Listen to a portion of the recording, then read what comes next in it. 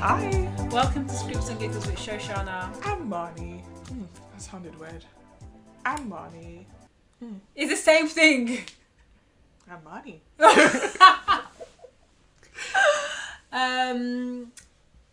So I'm thinking of, what is that from? Toy Story. When Barbie is the air hostess and she's like, bye-bye. Bye-bye now. Oh, yeah. Yeah. That's a reference. I know. By the way, can we just talk about your watch? I know this, you can't even see it, but it just keeps on flashing. It's a smart watch. It's a smart watch. I told you guys last week I'm getting on my fitness ting. And all of a sudden, I just hear every time she's talking, ting, ting, bright, bright. No, because I think when I move my wrist, it's like a thing that they think I'm trying to look at the watch. Okay. But obviously, I'm just moving my wrist like I move my wrist. Yeah, it's like, but girl, you need to know it's 9:30 right now. Also, it shows me my messages, but I thought it would be like on your phone where it says you've got a message. Yeah. It says who it is. Yeah. No, it will. Oh, the full message. Put the full message on there. I don't know how I feel about that. At those points, I'm like. It's not like I'm not getting like sensitive information, but if it's a picture, it'll just say pic. Okay, fine. If it's a GIF, it'll just say GIF. Again, it's not gonna be like my husband's nudes. Again, I have nothing to hide. It's just I like the idea of me choosing to open the message than it being told. What I like about it is because it means if I get a message on my phone that I don't want to look at, but I do want to know what it is. True. I could be like, well, I won't be opening that. The whole thing where you see like the first couple of lines of the message, you're like, I'll come back to you not when today, not right now. I definitely have a period where I do like batch responding. So like, I did that today. I'm gonna have to do that literally tonight / tomorrow morning, where I batch through a whole bunch of people just pinging me, especially even people like long time no speak. I already know I'm gonna have to respond. So not today. Not today. I am.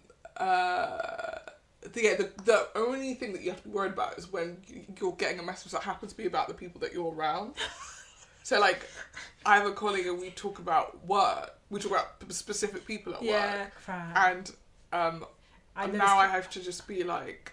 As soon as I see his name, I'm just like, just turn it off for now. Wait, can't you just change settings so that it just gives you like preview? It is not that high tech. It's not Apple. It's not that, no. I was like, I don't want to buy an Apple Watch because I don't want to spend a lot of money on this thing. I forgot how much money. Money, and also like literally all I want to be able to do is like track my steps. Yeah. Track my like route to and on my run, and like this also measures your sleep, which has become like this is my thing. Like if you give me too many like things to monitor, I'll become obsessed with them. Like I signed up for this like exercise regime thing, and they were like, as part of your like daily goals, it's like log your weight, and I was like, I don't think this is healthy. I won't be doing that. Like I will start to spiral if I'm like, I put on 1 pound, but I lost 3 pounds. But I put on but I feel like, I don't know if this is for everyone, but like you can weigh yourself in the same day and get like vastly different results. So like, please, I don't need the like anxiety of like everything I'm eating needs to like I need to continue to maintain the weight, because part of the reason why the regime is supposed to like help me gain muscle, right? So like I think it's like asking me how much I'm eating is, and I don't stay out of my business, bro. I want to help, but I think it's hard. It's only like if you're visibly putting on weight or visibly losing weight, that's when it's a concern. So I'm good being alone. I think I have a journal where it's like it tells you have to you record your sleep hours from the night before, which you're right, the Apple Mobile gets it wrong all the time. It tells me like I slept for like 4 hours. I was like, no, I didn't sleep for 4 hours, but it's only going by when my sometimes it's going by when my alarm goes off and when it thinks I've fallen asleep, and I'm like, no, I was out cold by that time. And then sometimes it tells you to monitor your screen time as well, which is a really like that one is eye-opening. That, honestly, at this point, that notification I just ignore. No, I used to be like, oh my god, and now I'm like, just stay out of my business. It's been a hard week. The only time I realised the screen time was a conversation was when our friend Jessa, she was like, oh, what's everyone's screen time? And her was like 2 hours, and I was just like, 15 hours a day. Yeah. Yeah. Which we were the anomalies, but we watched stuff on our phones. It was like, oh yeah, I watch TV on my phone sometimes. Like, I'm on my way to places, I watch TV on my phone. I mean, there was a period where TikTok was really eating those hours up. But it's very weird because she is a person that I think is on her phone more than the both of us. In terms of like, if you message her, you will get a response straight quite away. Quickly. Which to me, that's terrifying. Like, which means you're always on your phone. Whereas like I might be on my phone watching TikTok, but I don't talk to you. No, or maybe she's like it's on her watch. Maybe. But for me, I know the correlation of like when I'm having either like a goodish day and a baddish day. Like the good day is like, or okay, a super busy day means my screen time is super less. Mm-hmm. Yeah. But also if I'm having a bad day, I may be on my phone a lot. Mm-hmm. So that also is high. Maybe there's no correlation, basically, is what I'm trying to say. Yeah, when it's a hard week, because I put caps on certain apps. Yeah. Like TikTok. Oh yeah, this caps are. And this week I have said ignore the limit, ignore the limit. It was Stay like, away from me. It was like remind me of 15 minutes, and then it was like, bonnet, ignore the limit. Yeah, I literally ignore the limit. Don't tell me what to do. Yeah. You're my phone. You're not my mother. Literally. Like, it's so rude. It's so dumb. Like, I literally want to find out what. Like, and sometimes it cuts like when the juicy stuff is about to start. Why does it always happen? It's like always happens like that. Let me tell you when. Boom. Excuse me. Happens like that. How dare you? Know what you're doing. How dare you? I'm obviously gonna be like, give me one more minute. Give me one more minute. Give me ignore the limit. I honestly don't feel that they go to the time. Yeah, they wait until like a juicy story. And they're like, well, cap's done. I'm like, no, but I really need to find out what happened. Maybe you should have a cap on TikTok. Maybe you should just watch TikTok forever. True, and then you get a little ad that says like, "Oh, you've been here for a long time. Remember to take breaks. Stay out of my business." I want to just watch mindless stuff. I want to be surprised with the next thing I see. But I want to get tips about stuff. I love the amount of things I've learned from TikTok. Same. I also there are some things I've learned on TikTok that I could have gone my entire life without. Exactly. Knowing. But mostly, it's the only app where, like, the mindless scrolling can sometimes stumble on a nugget. True. Like a golden nugget. Whereas, like, Instagram, when I'm mindlessly scrolling, I'm just like, what the hell is this place? Yeah. It's Facebook. Yeah. When I took something from what you said last time we talked about TikTok, because TikTok black hair are like key topics that just keep on coming back. Was when you said like after you see like a sequence of like nonsense TikToks, you kind of like cut out. And I've had that moment where I'm like, one TikTok, someone's talking rubbish.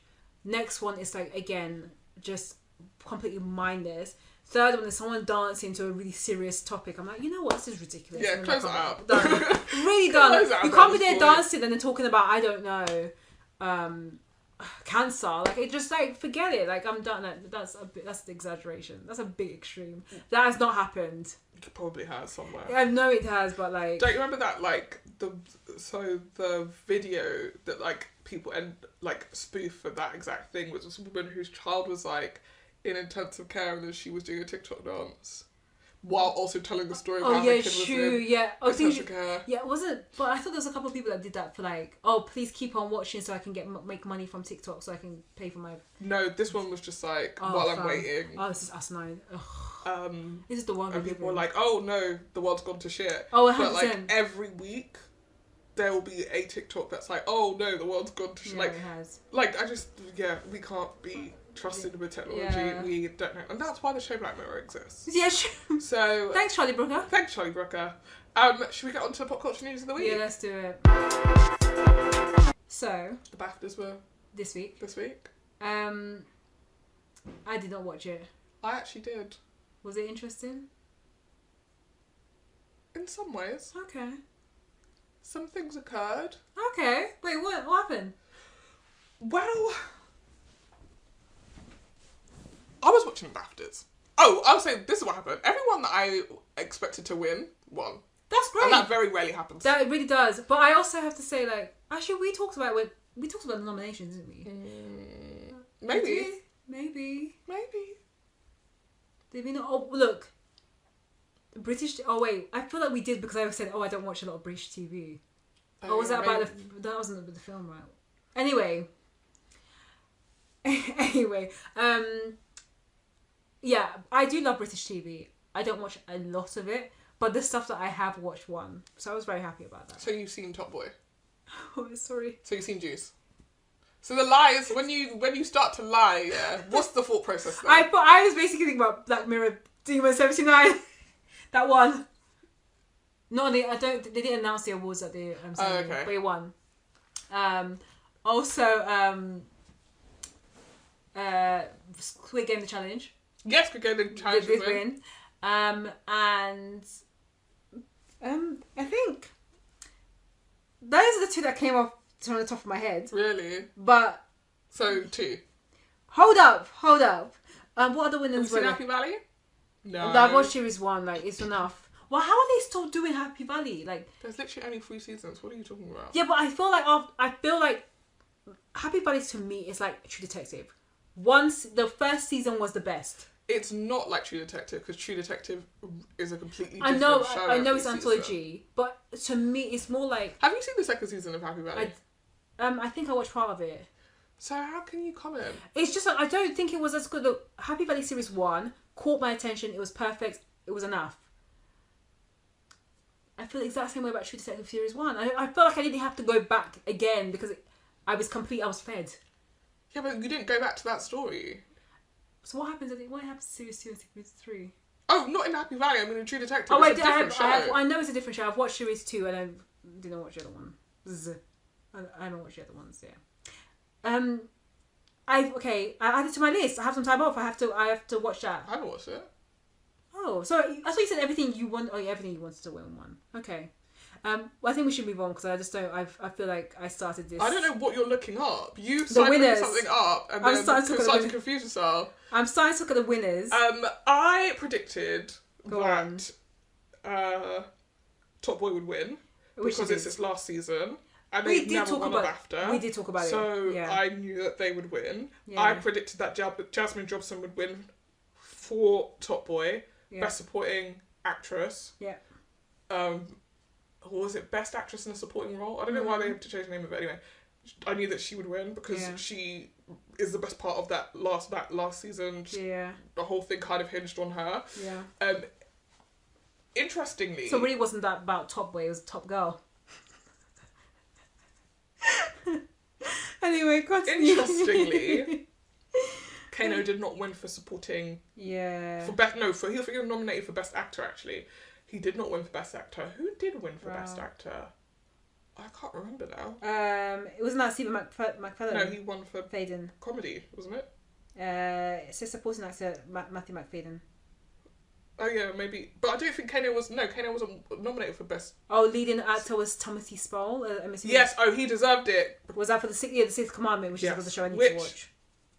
He actually and they won Best Limited Series as well, but for some reason they didn't decide to show the win. They put it in there like some wins that happened off screen, which I think is so annoying. Like, why do you do that? Yeah, they don't have enough time. But I actually think a colleague of mine said this, and I think it's a really good idea. Actually, why are the factual awards and the fiction awards mixed up?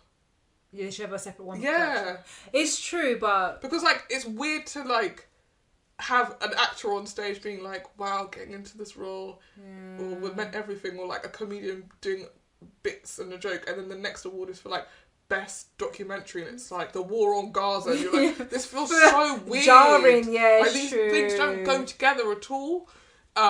Wait, so you were saying all the factual stuff will be off screen and all the fiction? No, I think it should just be a separate thing. Extra awards. I think people, and my colleague was like, oh, but then people wouldn't watch the factual, and I was like, that's not true because you do all the factual entertainment and reality stuff, and people would watch it to see their Love Island stars, their Gogglebox stars. People would watch it. So that's my petition to BAFTA. When I become a member of BAFTA, I will say let's split this up. Because the factual series was Lockerbie, and that's a serious story. Yeah, just bizarre. Yeah. So. And also Bemisola won for female performance in a comedy. female comedy is hilarious. You think that would even be a good... So we're just doing... Can you imagine it's just called female comedy. Can you imagine the category though? If you're a woman and you've ever made a joke, you are in the running for this one. I think I would win, hands down. She has been nominated a bunch of times, so it felt... I haven't watched Black Ops, but she's so funny in general, so she absolutely... she was funny in everything. In everything I've ever seen her in, I've just thought she's absolutely brilliant, so she deserves it, sight unseen. That's how I feel about most shows that I don't see. I'm like, pass. Kano didn't win, but he also didn't go up on stage for Top Boy, and I don't know like how well versed everyone is in the drama surrounding Top Boy, but basically in the last season they had to halt production because Kano walked off set. Yeah, I heard about that. And I mean, there is debate as to whether he walked off or they suspended it because of the ongoing negotiations, but essentially he was like, you have to make me an exec. I've been on the show since season 1. You know, I'm as big a part of this as Ashley Waters is. Why am I not an exec? And Ashley is. I think so. But I thought as part of some of the exec part, and maybe this is me not knowing a lot about that side of the world, but I thought some of it's got to do with money, like how much an exec producer puts money behind it. Well, not so much in TV. In film, yes. Yeah. There are execs that are listed. So basically, in TV, the execs are the people that at the production company that make the show, right? They make all the executive decisions. That's what basically that they are the ones choosing directors, casting, all of that stuff. Like they build the show. But equally, a production company that's owned by X, Y, or Z, X, Y, or Z will be listed as exec producers as well, because there would be no show if my company didn't exist. Yeah. Right? And then there are actors who, because of their seniority or because of how much they contributed to the show getting made in the first place, i.e. like you pitched the show to a Netflix and you said, we're attaching John Boyega, and that's what got it over the line. Yeah. John Boyega's likely to say, make me an exec. And it's not to say that him or those other execs that I listed, the like owners of the company, are making decisions on the show. Okay. They are just going to get a credit and a fee usually as well. Okay. So the reason why everyone can't be an exec producer is there is a set amount of money that a channel will give to a production for their exec producers. Yeah. So if they say, we're going to give you 100k to cover all your exec fees, and then you decide to list 30 people as execs, you guys have to split that 100k, which is not, I mean, when we're saying it right now, it's like, that's so much money, but that is per episode. I remember not reading, but I remember being in the meeting when they were talking about like who's going to get exec producer credit versus not, and it was like, well, actually we're just limited, like we have like a very set number of exec producers, and they were talking about even like how the credit screen will look like. We only have space for like X number of exec producers. We don't have, it's really interesting because on film, I think you'll notice it more on film because like there was like you need money. True. So if someone's going to come on and give your film $1 million, they're getting that exec producer credit. But on Scoop, there are like 17 people listed exec producers because I've been watching the opening credits. Like usually that's where the big dogs go. You'll see people at the end in the exec credits who are like the channel commissioners or controllers. That's that Billy Piper was an exec producer, right? Billy Piper. Wasn't it with Gillian Anderson? Yeah. Billy Piper. Who else was right? Rosamund Pike. What? Like there was a bunch of people. When I tell you, I was like, this is getting ridiculous now. There are too many people listed as execs. Also, I mean, Scoop is good, but like, really though? No offense. Having watched Scoop. Go on. Oh, you know people on it. No. I mean, just like having watched Scoop. When I tell you that the way that execs on Netflix, when we met with execs from Netflix, they were like, "Oh, this film's about to eat. Like this film is incredible. It's incredible." And I watched it, and I was like, "This is an ITV special." One off. Yeah, I heard about Scoop, and ironically, I went to watch the real life interview like the week before I watched Scoop, once Scoop came out.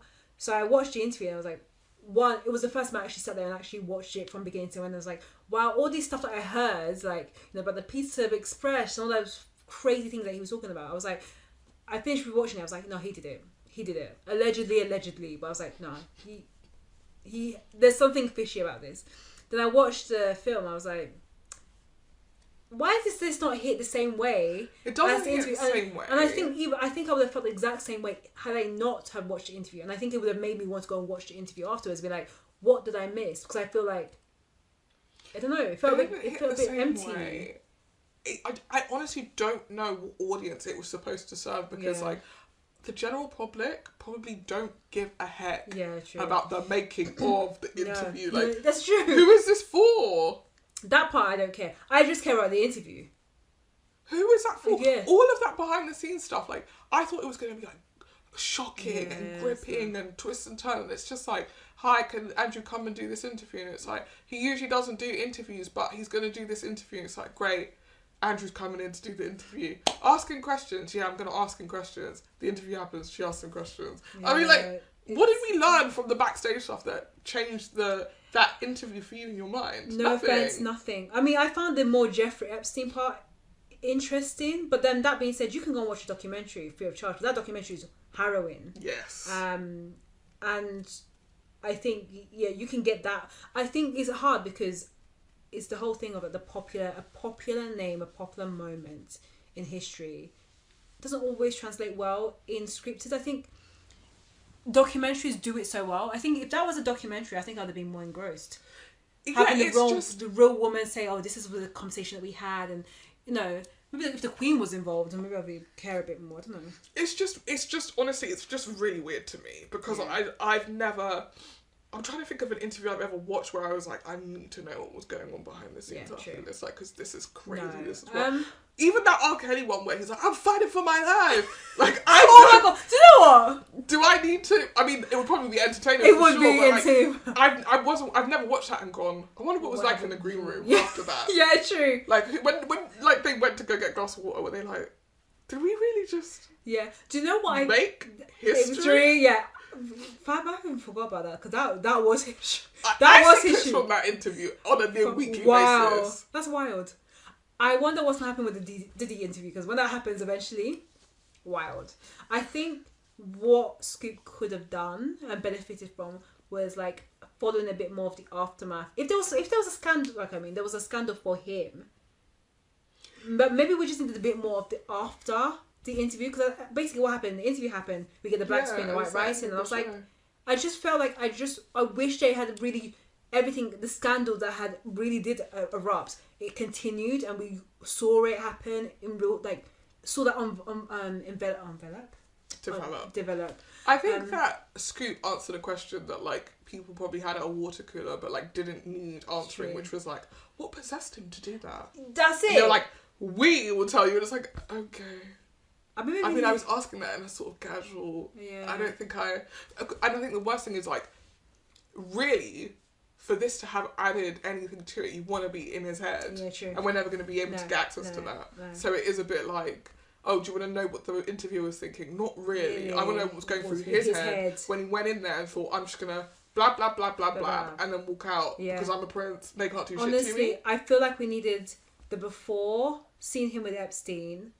Like before, not just him like going into the house. Like we needed more in depth with the Epstein stuff, and then more in depth with the aftermath of the interview with the scandal that unrolled. Oh, I keep on developed, unveiled. What does the word I'm trying to evolved?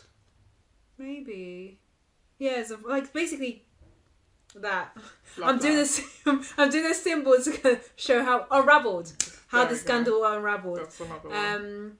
That's what I could have done, and then then you end with like, oh, he's now no longer doing princely duties or whatever. But the other thing is, we know all of this. This is all public knowledge, and it was so recent that like not enough time has passed where like you've been able to gather like new information that we wouldn't have been privy to yet. Like I always think like near period stuff. Yeah. Like doesn't hit in that way for that reason, because there hasn't been enough time where, really... you know, somebody who has finally broken their silence, or, you know, someone has clearly sat and, like, researched a book for years to get all of this information and stuff. It's just like, this happened a year ago, and we only have information that we could get from the newspapers, which we were all reading at the time. And that's why I really like The Crown, because to me, when The Crown started, it went back from her to the Queen's reign, and then it was talking about events that happened during we were alive, but we were too young. I was too young. You were too young to like. I went to the funeral. No, I mean before then, like stuff that happened in the 90s, like the Horribilis Annibus. You mean Princess Diana's funeral? Yeah. But I mean, I think we remember it. But I went to the funeral. Did you actually? Yeah. For real? Yeah, because like me and like Harry are like really good friends. Okay, anyway, we're gonna just continue on. I mean, like the stuff before then, like stuff that happened in the 60s, the 70s, the 80s. The thing about the whole like the cousins that are like in a mental home that no one talks about. Like, some of these stories that you may have heard about in the papers, but it was happened so long ago that actually it was coming to life and you were seeing this happening. That's where I found The Crown really interesting. When it started to get really, really close to like more future stuff, like more recent stuff, like Diana's death, and even with Prince Harry and William and Kate getting together, I was like, I couldn't care less. I could care less, but I cared less so because it felt more recent. So that's what our future king you're talking about. Have some respect. Whatever. For your monarch. I feel like they need to wait another like 15, 20 years if they come back with The Crown. I just want to see, perfectly honest, I need to see the Harry and Meghan stuff in a future season. I would love to see it anyway. I'm still yet to finish The Crown. How? So I get heat from Top Boy. But I don't like the monarchy. So. I was supposed to say, I don't like black people. Yeah, we know. I love Top Boy. I'm a top girl. You don't like black people, and I no, like I do. Those are two things that people. I don't like estate dramas, but we've already talked about this. I mean, it's a bit bigger than an estate drama, but like I know, whatever. At least I've actually watched some of it. I said I haven't finished it. I never said I wouldn't even watch it at all. And I'm not choosing to. But I love television, unlike you. I love TV. And I will commit. I will commit, but I just haven't had the time to sit down and watch. That's a lie. You've got time to watch it. Bridgerton, yes, I do. I never said Bridgerton, first of all, so relax, because you got very defensive very quickly about a show that I wasn't calling you out on. But now I'm starting to think I should be calling you out on it. What was the show you're going to call me out on? The Crown. What's wrong? What has The Crown done for you? Apart from me about the monarchy. Enslave your people. True. And rob your country of resources. Very true. And your country too, fam. Yeah, and I'm not the one. I'm not the one. This is the same thing for all of us. Yeah, and I'm not the one celebrating The Crown. I'm not celebrating The Crown. I'm just saying. Anyway. You said I can't wait for future seasons. No, I mean I can't wait for the season where they talk about Harry and Meghan. Is this what Nelson Mandela died for? Don't drag Nelson Mandela into this. Is this what our people fought for freedom for? Don't do that. Don't do that. And also, you're making it sound like our people are South Africa. Almost 100 years later, for you to be sitting getting the crown. I just. Anyway. I'm shocked. I am saying I'm actually excited to see the season where black people come into the monarchy. Black? Oh, Drake! Let's not talk about that name. But that name's gone through the ringer. Honestly, the absolute continuing ringer. Drama of he can never come out his house again. I think he's done. He has been dragged incessantly. He has to pack it up. Unless he comes with the hit of the summer. But unfortunately, Kendrick has really taken the hit of the summer. Kendrick has taken the hit for the next 6 months. Nobody's going to drop a song that blows like that. One of the funniest responses was Joe Budden when he was like... Well, he had like 2 seconds of like... Is it not like us? Yeah. And then Joe Budden started shouting... You better thank the Lord that this is not HBCU season with the marching band because they will be on this. I'm like, bruh, calm down. I know how much you hate Drake, but... Chill, but also Drake, but also in the same breath, like you are right because the way that this marching bands will be like, I mean, they will do it. This is September is more than a couple of seconds. Exactly, true. And it's covered. Also, A minor will be in actual A minor, so wow. Oh wow, it is no. Yes, that was not my bingo card that Drake will be really having this for this year. I didn't know Drake. He's really fucked it. He really has. He has fucked it. I still think the winner of the whole beef to me. Is Metro Boomin. Metro Boomin. Metro Boomin has to me the hit. And then not just the hit, but the hit exponentially. Like I just have to give it to him. I think he's won. But, Kendrick, Not Like Us is nice. It's uncomfortable to see people dancing to the song, especially when they start hitting those lyrics about paedophilia.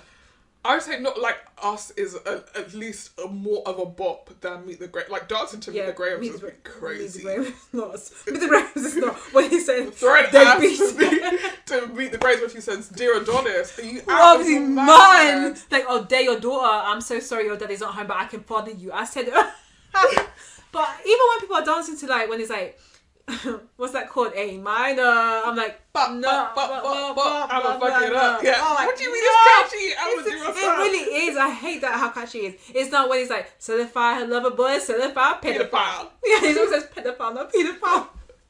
We should not even be talking like this. Oh, I'm telling you, you would never see me again. Never. I would tell my publicist to release an obituary. Tell them I died. Understand. I'm dead. I'm deceased. Because every time he will go to a concert halfway through, they'll be like, "OVO, what the hell?" Or BBL Drizzy. BBL. I'm telling you, he can't go outside. He has been clown beyond clowning. Yeah. If he was a kid, he would have to move schools. True. That's how bad this has become. Yeah. You have to go to a different. You have to tell Mom.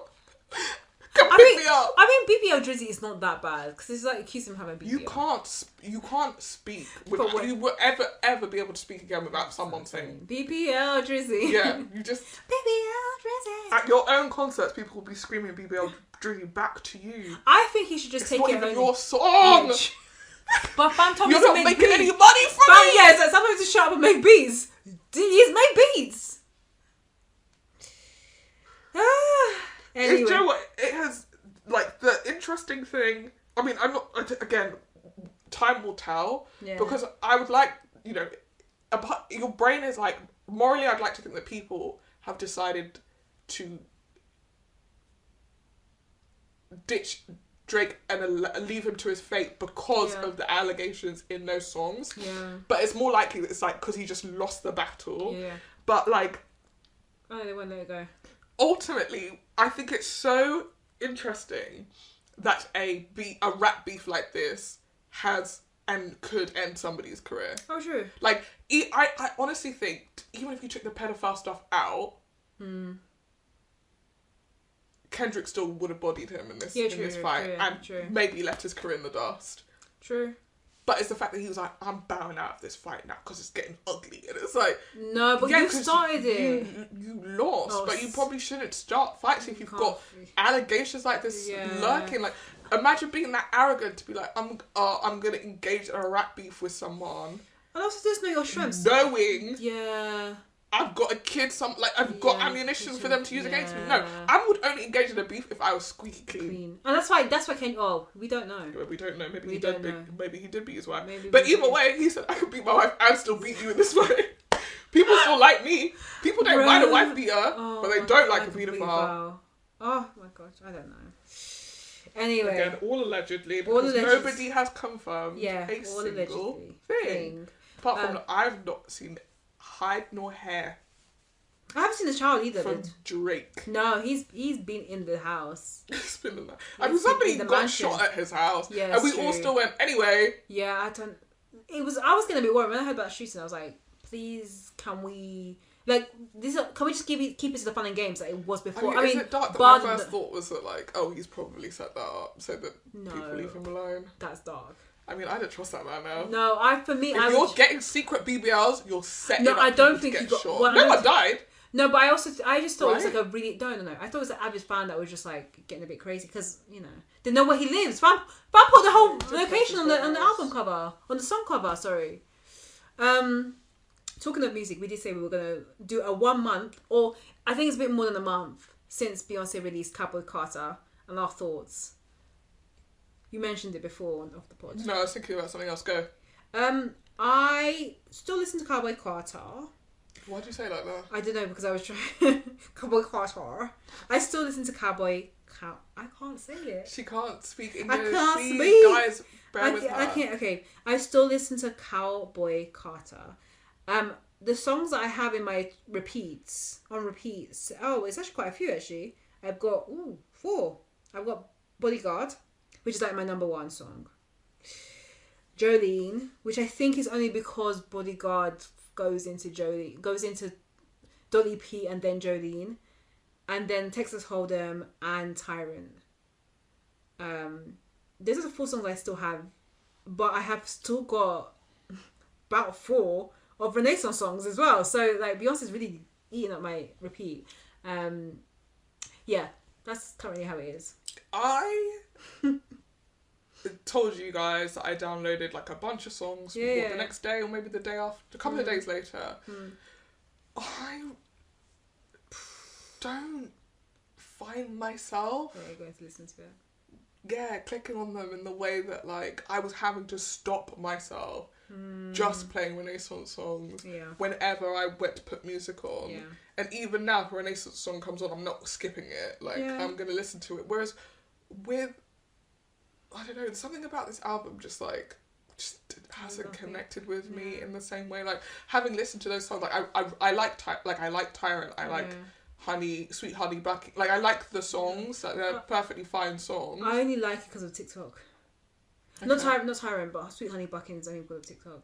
Yeah, I don't. But like I just they have not resonated with me in that like what am I supposed to take away from this? And I think that's the feeling that I had when we were listening to it the first time, and then I went away, gave it another chance, and now I've come back full circle to like, I don't know, for me, as Marnie Michaels, what I am supposed to take away from these songs. I just don't think this album is for me. And that's okay, not every song in every album and every song is meant to be for you. But I watched a video yesterday by T Noir, who is a video essayist, would you say, on YouTube. She's very smart and posts a lot of really interesting videos about like black culture. And she basically gave quite a scathing, like, I don't know what you just call it, rebuttal is a bad thing, rebuttal to the Cowboy Carter, and was essentially like, Beyonce has made a decent chunk of her money in recent history making herself the poster child for certain movements. When Lemonade came back, it was like the beginning of like her blackness and like Black is King and all of this stuff, and really, really pushing like Beyonce is black, Beyonce is black, Beyonce is black. And then I always think about the SNL sketch. Exactly, the day. Who's that SNL sketch? I mean, an SNL sketch, and that even with Renaissance, it was like this is her putting herself forward as like, I love the gays type, of thing, being like, I celebrate for the LGBTs and the T's, and that like, but like with Cowboy Carter, it's like, you have to understand that ideologically, country music isn't for everybody. No. And like even you being like, I'm doing this to change the world and the way that we feel about country music, it's like, but for who? Because it's not necessarily for the girlies that are already in country music. No. Because you have a couple of features on that album, but you did a 27 track, I think I forgot it was 27 track album, mostly yourself. True. And then with Miley Cyrus and Post Malone, people who don't need help in country spaces. True. Your collaboration with them was to like solidify what you were doing, not to change the culture. And so like, she was basically like, the mistake we keep making as people who consume Beyonce is thinking that she is an activist or revolutionary beyond what she really is, which is an artist who has figured out that her fans will follow her to the ends of the world. That's true. And it was really fascinating, and she spoke a lot about like how like we always forget, even with her, Black is King and Renaissance, that like first at her heart she's a capitalist. Oh yeah. So that's what I was gonna say. And those things are, that thing is a direct contributor to why so many of these marginalised groups have issues in the first place. And so, like, basically she was like, take your rose tinted glasses off. Wow. When it comes to Beyonce. You're absolutely allowed to enjoy her music, but we have to stop, like, heralding her as, like, you know, a game changer culturally in a social economic way. Yeah. She's not opening the door for other artists. She's not creating programs to train kids in music. No, that's not what her legacy is going to be, and that's not what her legacy is. And I was like, I feel like there was something about this album that really didn't sit right with me. And I don't know enough about country music, but it felt like, to me, just such a weird pivot from Renaissance to this. And I know that, like, you know, celebrate art and celebrate someone's decision to make the art that they want to make. And I'm not going to tell her she can't make country music if that's what she wants to do. But as a listener, I was like, in terms of trying to even figure out your identity, in terms of what you stand for as an artist, this album and the album before couldn't be more different and couldn't tell me less about what you stand for. Yeah. I mean, even think about it, it was supposed to be the other way. So they've gone Lemonade. What's after Lemonade? Black is King. Was it Black is King afterwards? Yeah, or the album that she did with her husband. Oh yeah, the Carters. And then it was going to be Cowboy Carter. Then Renaissance.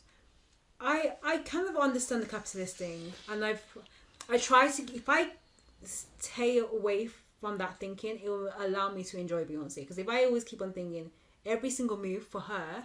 And she's being trained to think this way since she was like 15. Like she was she was managed by not Tina Knowles, by Matthew Knowles, her dad, who was very much about opportunities and being opportunistic to be in the right spaces, to open the right doors, to be noticed, to be big. Like she's been modeled, and she has her career has always been in that way, to be the biggest thing.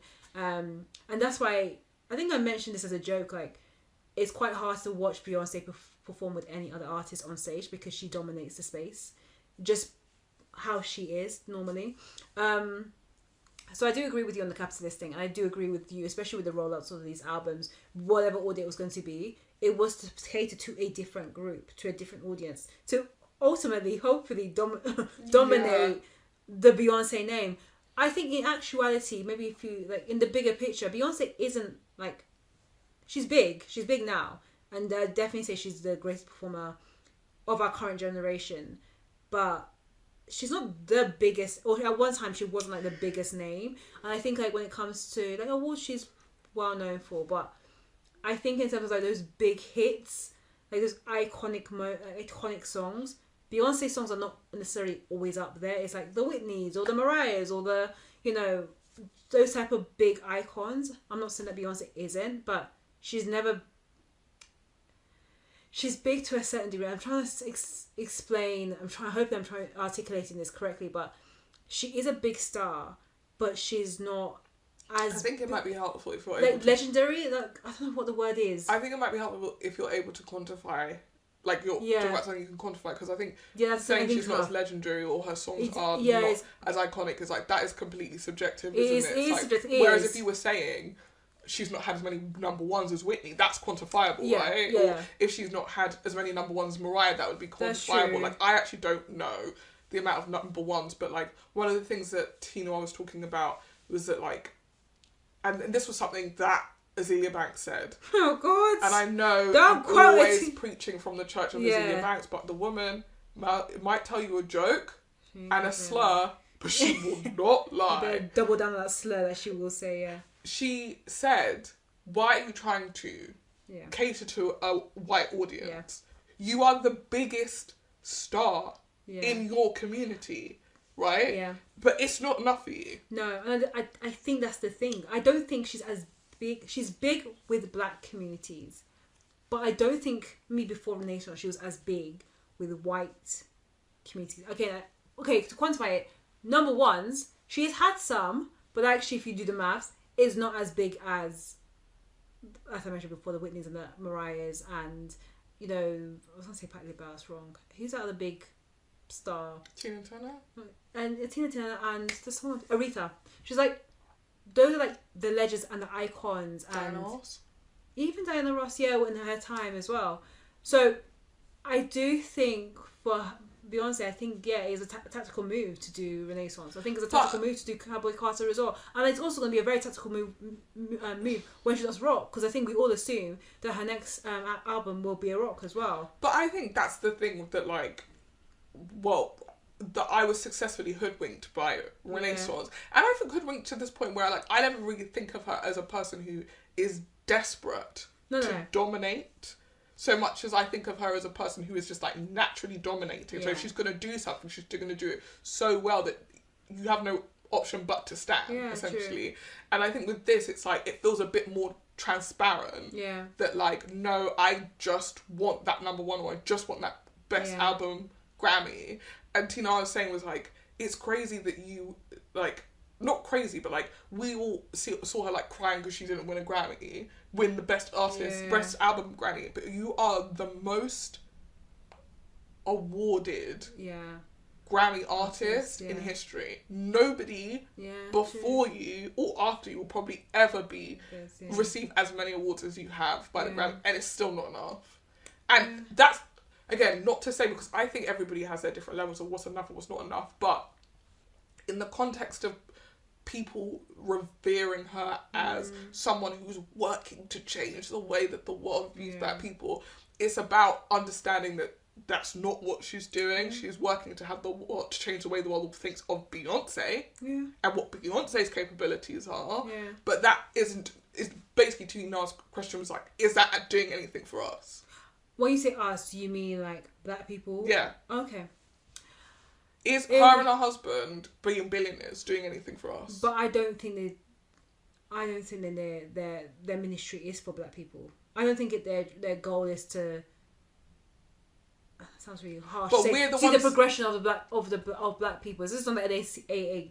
This is not the NAACP. NAACP. Yeah, which is the NAACP. But NAACP just rolls the tongue, doesn't it? I don't think that's their ministry. Like, they barely go to the BET Awards, for instance, which I know is not like the pinnacle. But no, 100%. But I think also you get to a point where you are that wealthy that you are detached. No, and I think that the argument was like, the thing is, we're the ones propping you up. True. Like, you're using us to pivot into a white market, right? Yeah, true. Because that's where even more money lies, and you haven't conquered that yet. Yeah. But the only way you're going to make it over there is by us propping you up. Yeah. But we're propping you up partly because, you know, we see you as a reflection of ourselves, and the person who is doing work that is beneficial to the community. Basically, I think it's a hard thing, because to ask somebody who just wants to sing a song to have responsibility for their entire community is a big ask, right? Yeah. But equally, at some point when you are making the amount of money that you're making and have the platform that you have, like, it literally couldn't hurt you to do it. I mean, it literally couldn't hurt you. So at that point, you have to ask yourself, like, okay, so we spend our hard-earned money to prop you up, and when we ask you to stand on something for us, you are deaf and dumb to that. But you have no problem getting on a white horse, waving American flag, and expect us to go spend money on that. Yeah, true. I was okay. This is a big question for two Black people for a whole community. But as a Black community, what are we expecting from them? I think that... What's her name? Tina, what was she saying? I think she was saying, like, we are currently living in a time where, like, the socio-economic circumstances for people at one end of the spectrum are getting vaster and vaster and vaster, right? And we can only change that through collectivism. So having a platform right now is crucial to stand up and say you stand with us. Yeah. Like, we are a community. That collective... True. If Beyonce got up on her podium and said, hey, everyone, free Palestine... Yeah. That would put the world in absolute fucking chaos, right? True. I'm not saying that she has to do that or else we should not give her money, but I think the thing that's scary is you don't speak for this thing, and then you don't speak for that thing, and then you don't speak for that thing, and then the next thing you know, there's actually something affecting the same people that you make money off, and you don't speak for that either. I mean, I don't know why people are surprised. She did Dubai. She did that performance. I don't think it's about doing things that's very much in the capitalist benefit of Beyonce. I don't think it's about surprise. I think it's more about saying that this person is incredibly successful at making you feel like she is here to speak about your woes and your experiences as a average black person. When in reality that's opposite of what she's doing. And so like all of that chat about like, you know, the Illuminati and all of that stuff, it's like, this is, I'm not saying the Illuminati exists, but like a big part of that is that thing of like, hold on a second, yesterday you was talking about I was in the hood, I couldn't eat, blah blah blah. When I make money and give it back to the hood, you get the money and suddenly hoodwear. Hoodwear. I'm buying a, you know, £2 billion art piece for my fucking network, my New York loft. I keep on thinking of that song story of OJ. When I've got black on OJ, and it's like, of course people start to create conspiracies about that because they're like, how did you go from this to this? And I don't think it's the Illuminati. I think it's quite literally capitalism. And I think you're right. It's that thing of like, oh yeah, it was collectivism when it suited me. Yeah. And now it doesn't. No. So back to individualism. I'm worried about me and mine. Yeah. And you should be worried about you and yours. But also you guys should all collectively support me. Yeah, true. I mean, I'm trying to think about the artists that do it well, and they're probably not on the same scale as Beyonce. Think about Stormzy, which is coming to mind. Like he's a big UK star, but he does a lot in terms of giving back or putting his name behind initiatives for black communities. Like, you know, whether that's sponsoring black students to go to Oxford or Oxbridge, which I know is like, again, putting black people in predominantly white spaces, but it's just to give them some advantage that he didn't have, but he does that. Yeah. But also, like, you're right, going to a predominantly white space has its like emotional and like mental support that needs to go with that. But to know that you're going to finish uni and not have to pay student finance, that's a privilege. Not have to pay your parents back. No, it's a privilege. Yeah. I got my degree for free from somebody who has the money to do that. And you know, he does a lot of initiatives. And I was gonna say Rihanna, but it's a question because Molly's shaking her head. Because I'm thinking about, okay, when Rihanna came out with with Fenty, and she was really inclusive about all the shades. That's not the same, but I know what you're trying to do, but it's to be honest, you could also say that Beyonce released Sacred. Exactly, so it's not the same, because ultimately you're saying I can be inclusive if those people are going to pay. True, that is true. To be included, right? It's not even like inclusion in a capitalist sense. Inclusion is a money making scheme because you're saying I'm making makeup for boys. And you know there are boys out there that wear makeup. So they have to come and buy it from you because who else is saying they're making makeup for boys? True. I'm making makeup for the gays. Oh, okay, let me come and give you my money. You've only done that because you know there's a market for it. Yeah. Why are you not standing up saying I'm making makeup for girls with one leg specifically? Because the market is not that big. No, it's not that big. So you don't need to make a big deal about it. Of course, like the Savage Fenty shows would include disabled people in it, and it's like, because there's a disabled market, I'm not going to single out a type of disability and put you and be like, we need to start talking about where was the sickle cell models? True. Sickle cell's been a thing for a long ass time. Do you know what about Rihanna in comparison to Beyonce? Rihanna's made it very clear, I am not a role model. No. I am not a role model. That is fair. And so I give it to Rihanna. It's not like she's saying I'm a capitalist, but she's just saying like, please do not put me on the pedestal because I am not perfect, which I kind of appreciate. But I think that's exactly the thing, right? Her music is not marketed as like, here we are, let's get together, we're doing African anthems. No. She said, I'm making bops. If you want to dance. If you don't want to dance, don't worry. I make makeup. If you don't like that, I make pants and vest. If you don't like that, I make... Fam! Don't worry, you will be spending your money on something that I own. Ironically, Rihanna did what Beyonce is currently doing now with the Cowboy Carters and Renaissance. She did all those eras. She had the red hair, the gold hair, the blonde hair, the this hair, the black hair. I love all the eras. T. Noir said. Yeah.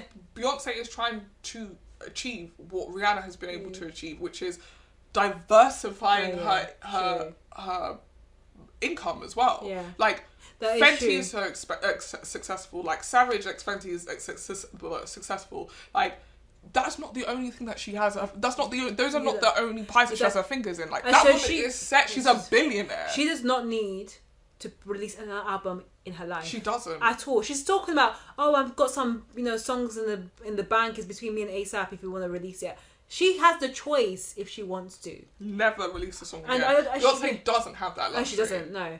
I mean, she has enough money that she doesn't ever have to. Yeah. But you're right. She doesn't have anything. She won't have steady income coming in unless she is the steady income. And I think there's been a lot of deep dives into why Beyonce's business have just not succeeded, from like the what's the other one, Ivy Park, to the House of Darion. All the other brands that she's done over the years has just not stuck. Why? Because one, Beyonce doesn't promote her stuff, which is ironic. She'll promote it at the beginning. Like, show her in all the get-ups for Ivy Park, and then you'll never see her wear it. And then you'll never see her. She's not a private person. I think her persona in music and the persona you need to start a business they conflict. Like, they conflict. I think that what Rihanna has been good at is that Rihanna has cultivated a persona, right? Yeah. That, like, you wanna be Rihanna, and she's accessible. Yeah. The thing about Beyonce, she's not accessible. True. So, like, if she goes, buy my perfume, could you even off the top of your head start to imagine what that perfume would smell like? No, when she released that perfume, I was like, why? Whereas, like, with Rihanna, her being like, I'm making makeup, I'm like, but I can in my head immediately picture 5 Rihanna looks where I'd be like, oh, that makeup is. I think I get what the vibe is. Oh, I've seen Rihanna eat on the red carpet. I can sort of get in my head that this underwear is going to eat. Yeah. Like, her persona is so much more accessible and so much more like individualized and stylized. Whereas I think Beyonce, in trying to maintain this everymanness about her, can't stand outside too loudly in one of those things. Yeah, true. Like, her Black is King era could have really ended up being like, oh, this is it now. She's stuck making African music, influenced music. But because she used to be this pop girly, you know it in the back of your head, she could come in here tomorrow with a red wig and a silver dress and be like, no, not even a red. She couldn't do a red wig. No, she couldn't do a red wig. It will be blonde. Yeah. Her booty will be shaking. Yeah. And she'll be belting them notes. It's true, because even for the next era, between Renaissance and Cowboy Carter, she's just turned the hair even more blonde. Like, platinum blonde for Cowboy Carter. I don't think she's even going to go black for Rock. Even though it's like the stereotypical thing. I can't imagine her doing what Rihanna did for Good Girl Gone Bad, where literally her record company told her not to cut her hair. She shut the door with her hairdresser in there, I think it was before the performance, and told her, do me a bob. And that's the iconic bob that you see in the Umbrella video. So that's not a bob, babe. That's a pixie cut. A bob is like... Oh yeah, sorry. Pixie... the cut. The cut. It was like yeah. Don't say it was a mini bob. It's not a bob. Asymmetric bob. It's not a bob. Okay, pixie cut. An asymmetric bob, I think, is what you would describe it as. How short is it? It went down to her, the bottom of her head, right? I mean, the bottom of her chin. Asymmetric. You mentioned, we talked about this one time, where, like, you described Rihanna being someone that you can have a chat with in a bathroom at a club, Beyonce not being, and then you can like hand something, like, if she needed like a tampon or a pad, you could give it to her, but Beyonce no. Yeah. And I see that as well, because like, I remember and we're going to talk about Fenty, but, and I know it's capitalist as well, but when she was promoting Fenty, Rihanna did like have those makeup tutorials where she was completely barefaced, putting on her makeup, and now all the girlies do it on the Vogues and stuff. Like, this is behind the scenes with my washed face when I can see the mascara in your face. But Rihanna's like, no, I'm fully like clean. I'm committed to this. Yeah. I think even like I really, really love the Savage X Fenty shows. I think it's like just a really ingenious way of doing it that like comes from somebody who honestly is trying to, unlike asymmetric bob. First image is Rihanna. That's what I was thinking. I thought you meant the chop. Which one? when her hair was much shorter than that. Oh, sorry, no, not that one. That was for Rated R, wasn't it? Yeah, that's what I had in my head. The sorry. album cover of that. Sorry, my mistake. Sorry, I was talking about The Good Girl Gone Bad. Yeah. Okay. Yeah, but like even that show, like everything about it, like there's a gritty sort of urbanness. Yeah. That like Beyonce version would be way too polished, and like Rihanna walked the show as well, but she's also gave the platform to other people, and I just can't imagine Beyonce being like, oh, absolutely not. Okay, yeah, no, it's fine. When her even in Renaissance, I like the fact that it took a long time before she got guests coming in for the show. And then she got, of course, Megan Thee Stallion and they sang Savage, but as soon as she was done, I was like, thank you, B. Off you go. She ran off that stage. Get off the stage. They said you've got 2 seconds to get off the stage before the next one starts. The fact that Diana Ross was able to go and sing her happy birthday was because she was singing her happy birthday. Yeah. Get off. And then, of course, the only person that she brought on was the Ivy, but also she had to get off. She was like, okay, your time's up now. Rap. I think it's hard because I don't know what Beyonce's... I think Beyonce will always have a legacy. And I talked about it, I mentioned before about her not having the biggest status in the world, and I think when I talk about in the world, I'm talking about like white communities a bit more. Like I think black communities, she's our icon. We could say that, but I think Beyonce's legacy will always be the music, will be the booty shaking, it will be the leotards, it will be her legacy. But I don't know what other things beyond the music that she'll have. Whereas, yeah, you're right. Being Jay-Z's wife. Which she's also made a massive part of her brand. Yeah, it's true. It's true. I think weirdly, and that's I think the other reason why that Jay-Z stuff rubs me the wrong way. It's so weirdly conservative. Yeah, true. Yeah. Like, okay, Rihanna went, you know what? I'm gonna have a baby with A$AP Rocky. I'm gonna have a baby with should we get married? Like, it feels so like I don't know, real. But then Rihanna was real in a very like normal. Yeah, but Rihanna doesn't sing about Ace. Well, we hasn't released an album since she. And I would be very surprised if she did do my man in the same way that Beyonce does. No. That woman wants us to know she loves that man a lot. What do you want us to do about that? Yeah, I don't know. It's hard because which is why I'm sorry. It feels like a showmance to me because why do you need to keep telling us? Obviously, we're going to say no. They have got. Blah, blah, blah. I think it's quite hard since we had Lemonade and we had the Elevator, so there will always be doubts around that relationship. I just don't. But I also the fact that they got don't together. know what the hell those two people talk about. I also forgot that. Yeah, they got together when she was 19. She was like 19 and he was 29. Yeah, let's forget that. Let's not forget that. Sorry, because that one. It took me a long time for me to clock, like, oh, yeah, she was a teenager. And then also, let's not forget, Aaliyah. He was also hanging around with Aaliyah as well, a child. It was a messy time. And the thing is, yeah, Beyonce has used Jay-Z for her street cred. And Jay-Z used Beyonce to clean up his image. So, because everyone loves Jay-Z. Maybe that was the beginning of it, and then it turned into a real love, lasting love. Maybe. Who knows? I just think that at this point, when they've been together for nearly 20 years, it's crazy. I know it's nuts. It's really crazy. They won't let us see the end of it. I just don't know what you want us to do. Also, because their world is so small, I was thinking about this one time. I don't think Beyonce has many friends. When you've been in this industry for as long as you have, and you have to trust.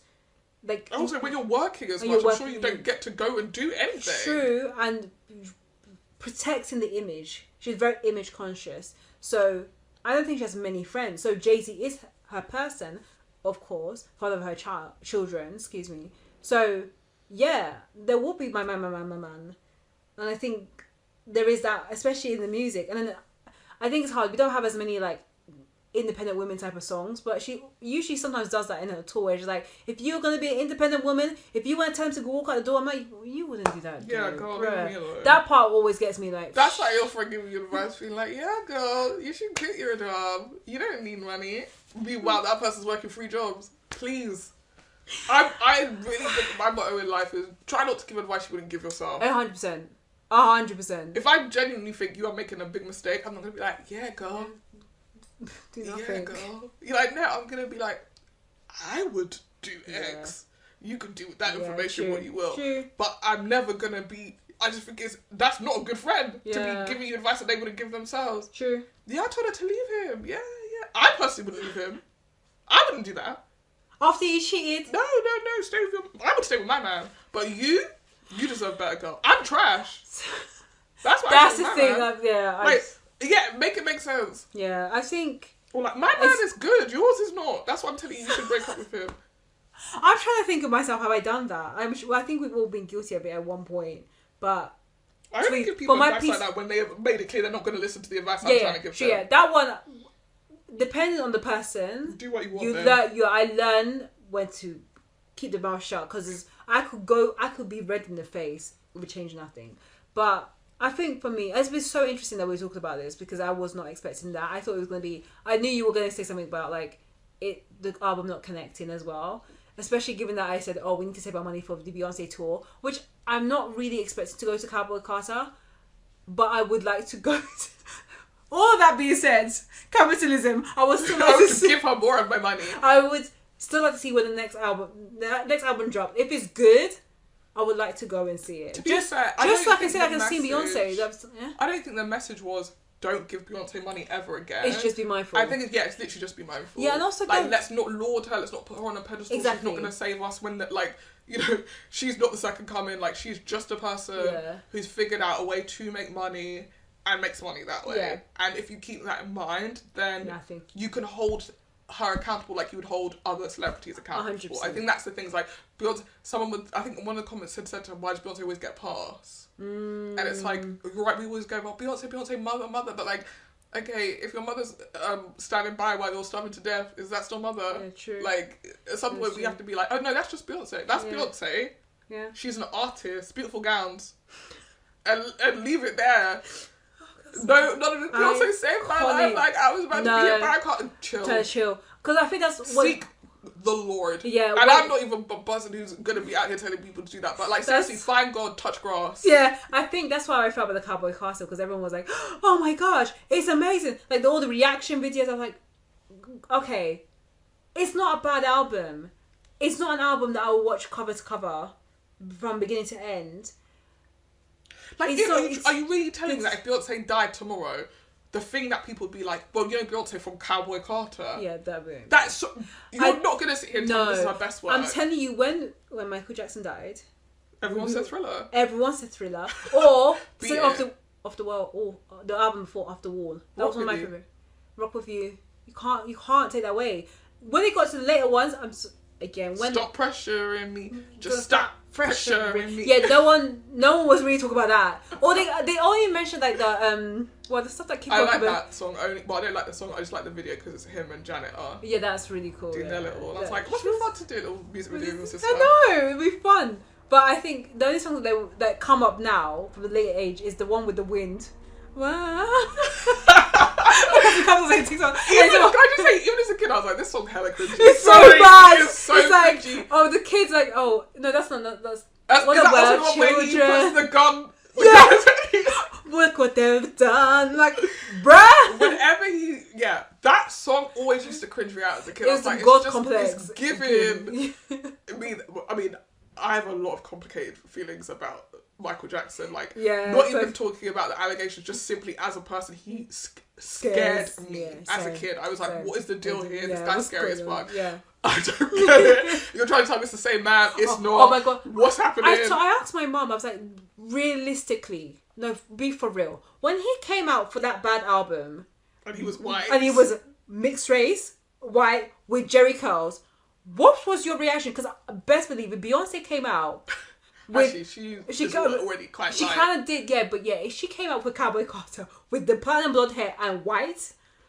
We would be, the internet would never have let it down. Especially when we're in a TikTok age. I think maybe it's different. It is different. Because if Michael Jackson came out for bad, when we had TikTok, it'd be like Drake. They just smoked him alive. Back to being black. He would have never made a song again. No. He could not leave his house. No, he couldn't. Because to me, I even said it, I was like, I find it crazy. That even happened? That it happened. And two, that everyone was like, still love the music though. Actually, maybe that's it. Maybe people still love the music. I think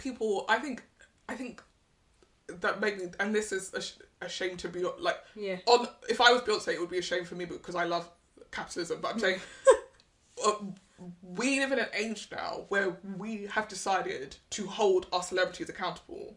True. Like 50 years ago, celebrities were fucking committing crimes and still being celebrities. Okay. 20... Okay, he's not 50. He's almost 50. Yeah, I mean, he was committing crimes as a baby. No, I mean, okay.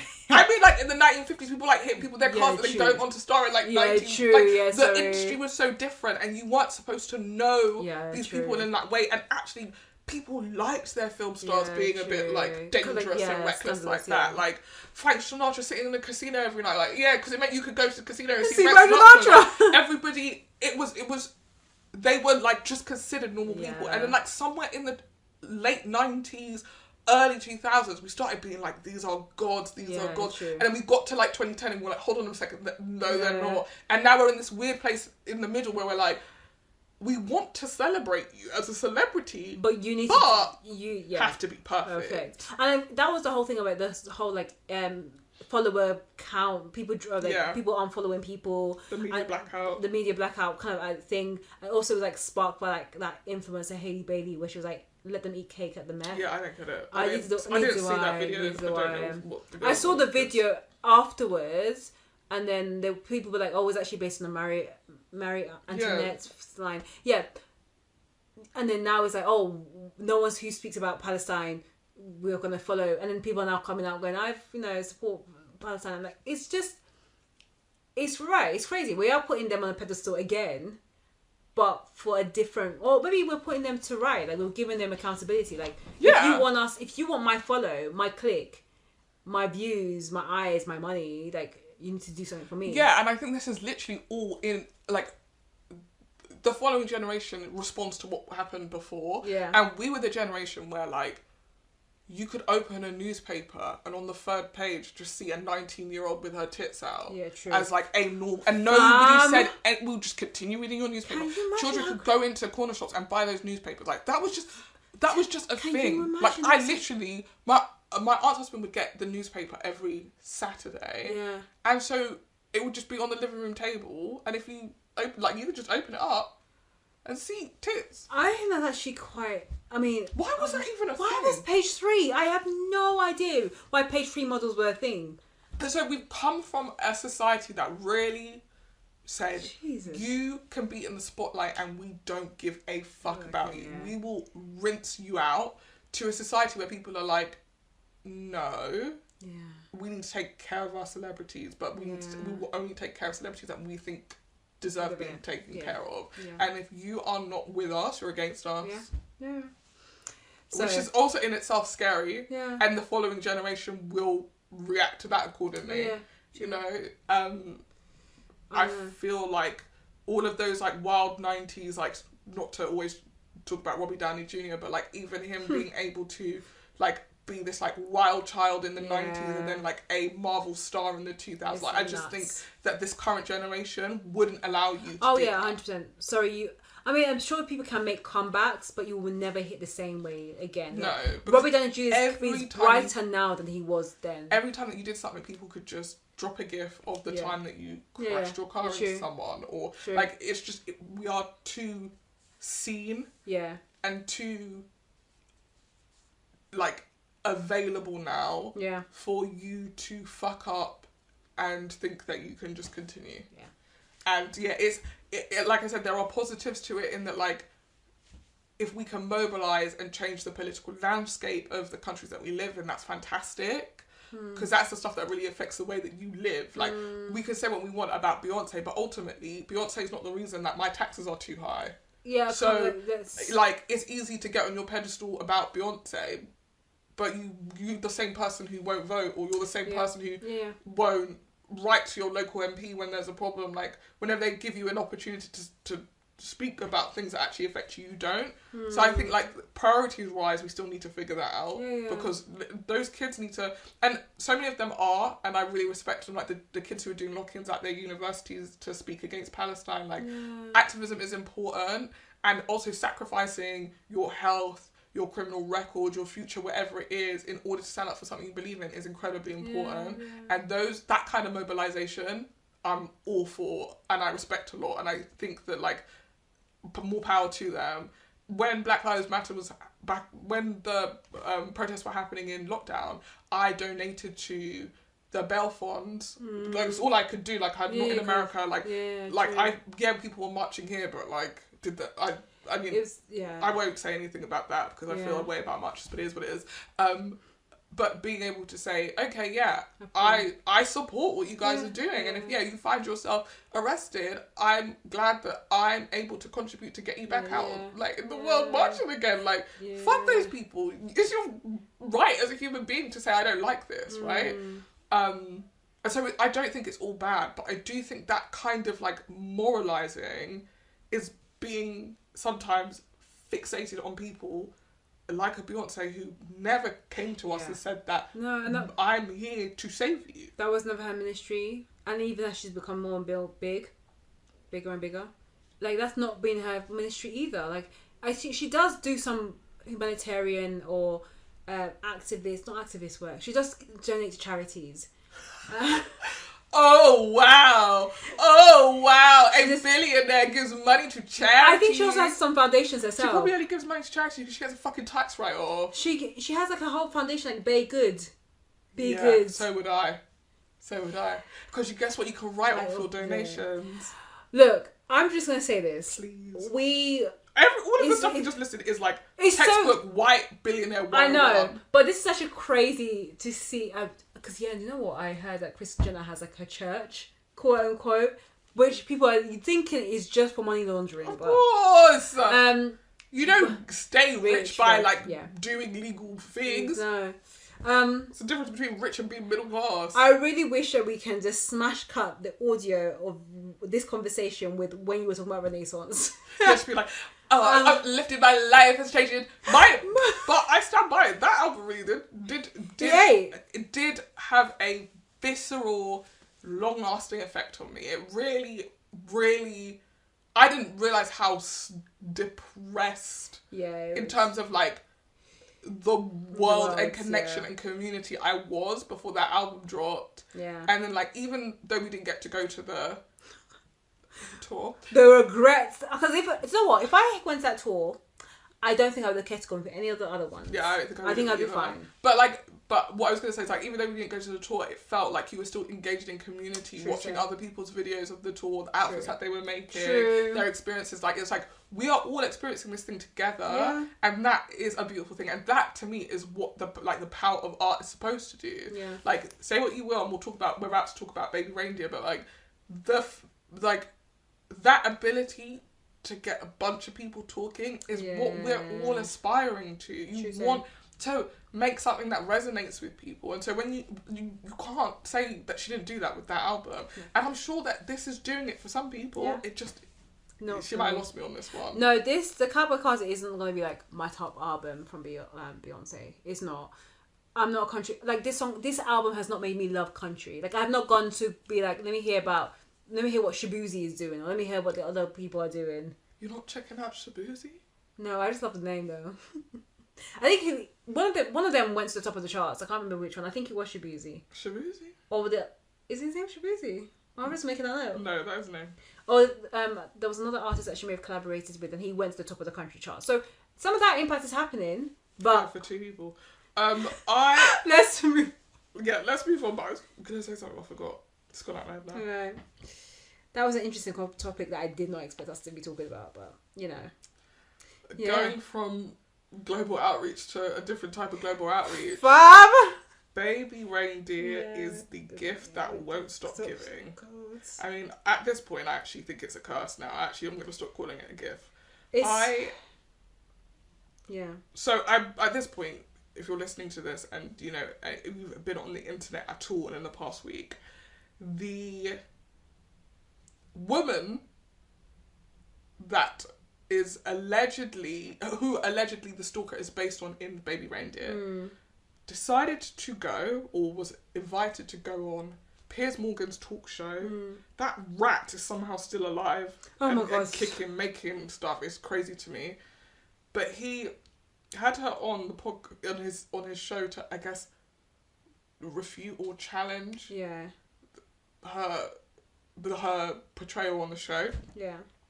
And the I think it has a ton of views. I actually didn't watch like somebody sent it to me and I said, listen, I don't want to engage in this anymore. Yes. I don't like the fact, and I didn't say this when we watched it the first time, but now I've been able to articulate it in my head. I don't like the fact that a show that I watched is following me around by force. You mean by Baby Reindeer? Yeah. I imagine if you'd watched. No, I was going to say The Bear, but it's different because the experience of The Bear is very different. And also, I feel like with The Bear, I can watch it, enjoy it, and then come out of it. Yeah. Come out of the world, yeah. Imagine, I'm trying to think of something that even is as harrowing a subject matter. I don't know, Making a Murderer. Yeah, imagine you watch Making a Murderer, and like Making a Murderer when it came out was like big and people talked about it. Yeah. But imagine if every week for the next month, you had to watch an interview by one of their family members or their next door neighbour or their dog trainer, the guy who, their postman, everyone who ever met them, just constantly rehashing this incredibly, like the thing you always forget, specifically Making a Murderer, but also I guess in Baby Reindeer, is like, this isn't a true story that really did happen to someone. It is fun. And the more we turn it into a media circus, the more you are damaging, even if you don't realise, the psyches of all those people involved. Right. Not even to mention the actors who took an acting job and now are going to expect to hear about this for the rest of their lives. Like, on testament to them, as particularly the woman, I can't remember her name now, who plays... for literally nailing that down. Oh, like, fam? If you watch...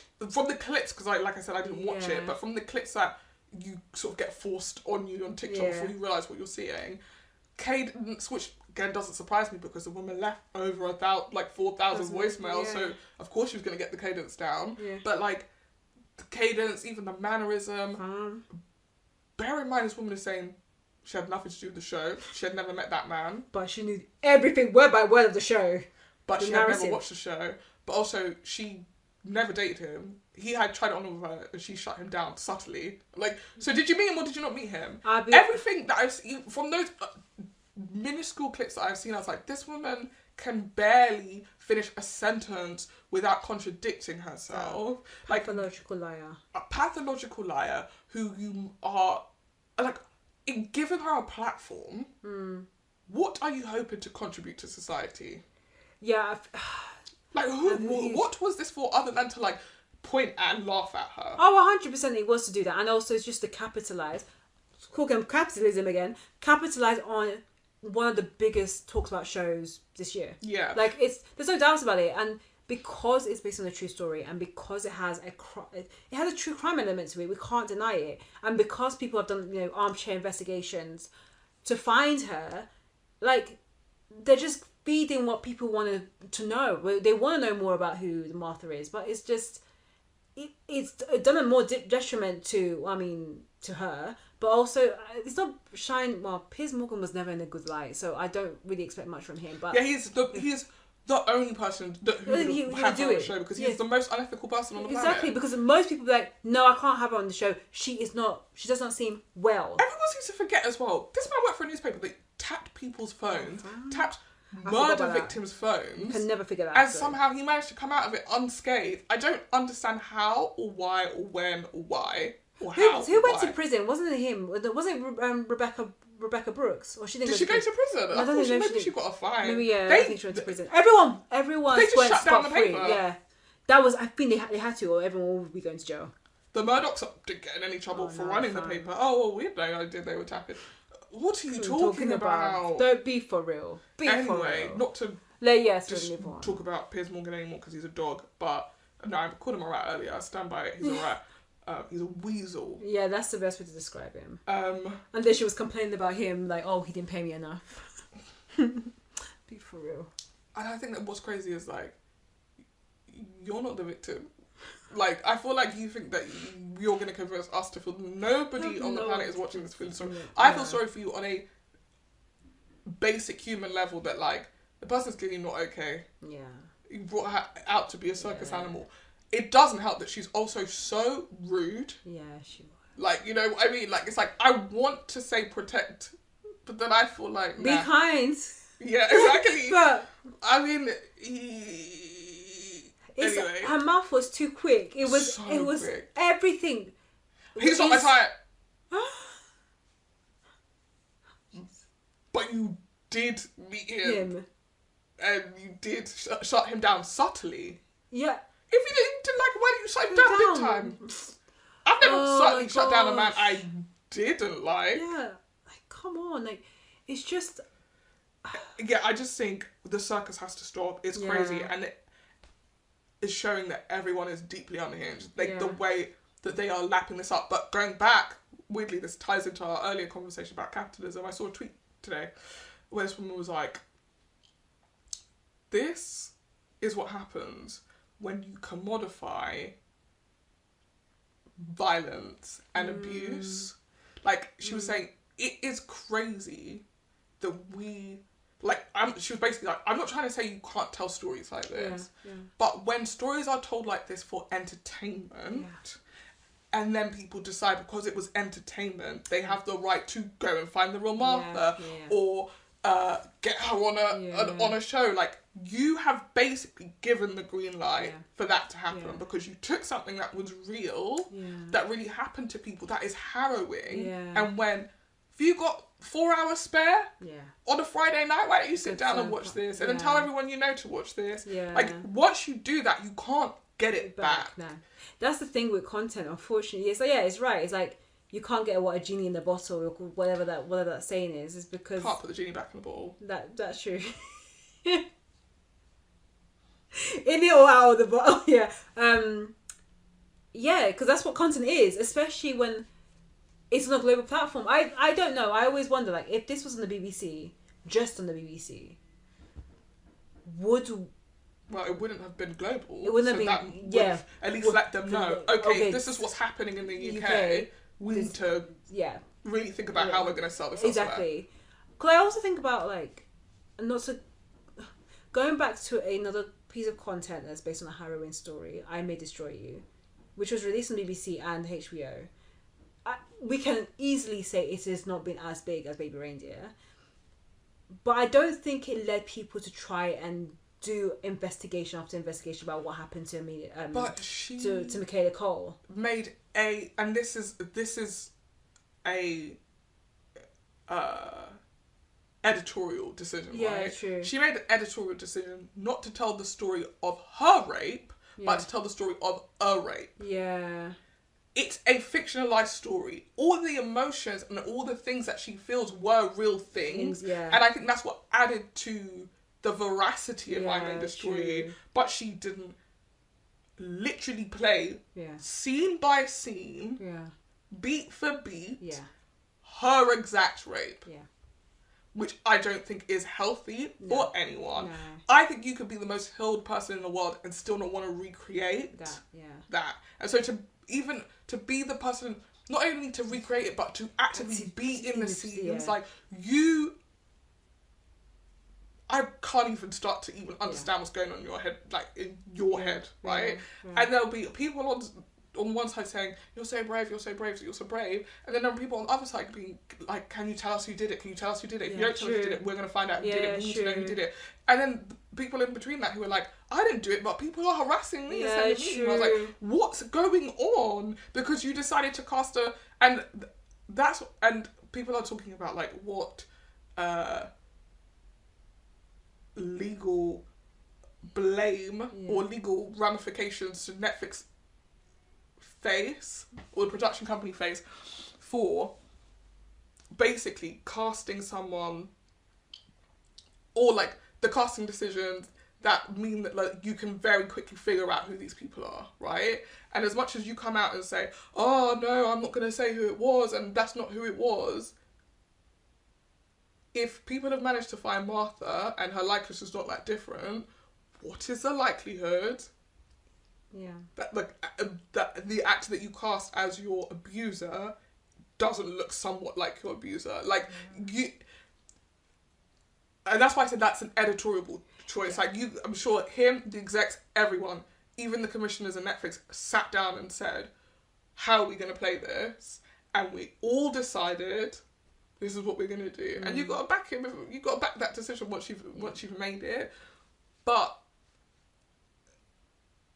this is the effects, right? And so the tweet was basically saying, we maybe shouldn't have these things anymore. Maybe we are incapable, because clearly we are incapable of understanding when something is a documentary, and therefore in public knowledge, if you want to go away and Google this, there are articles, there's all of this stuff, you see the police it's already out there. We've just collected it for you in a documentary. And a fiction where someone has tried to be like, I don't really want to say who it was, and you've gone, well, you've given me enough clues, so I'm going to go find out who it is anyway. We can't tell the difference anymore, clearly. It's really hard for that type of content and genre, because you're right.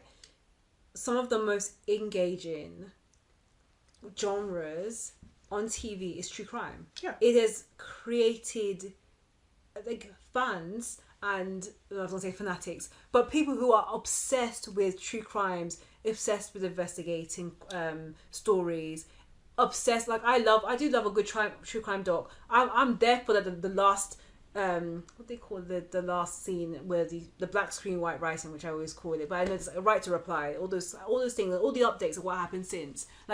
I'm there for it.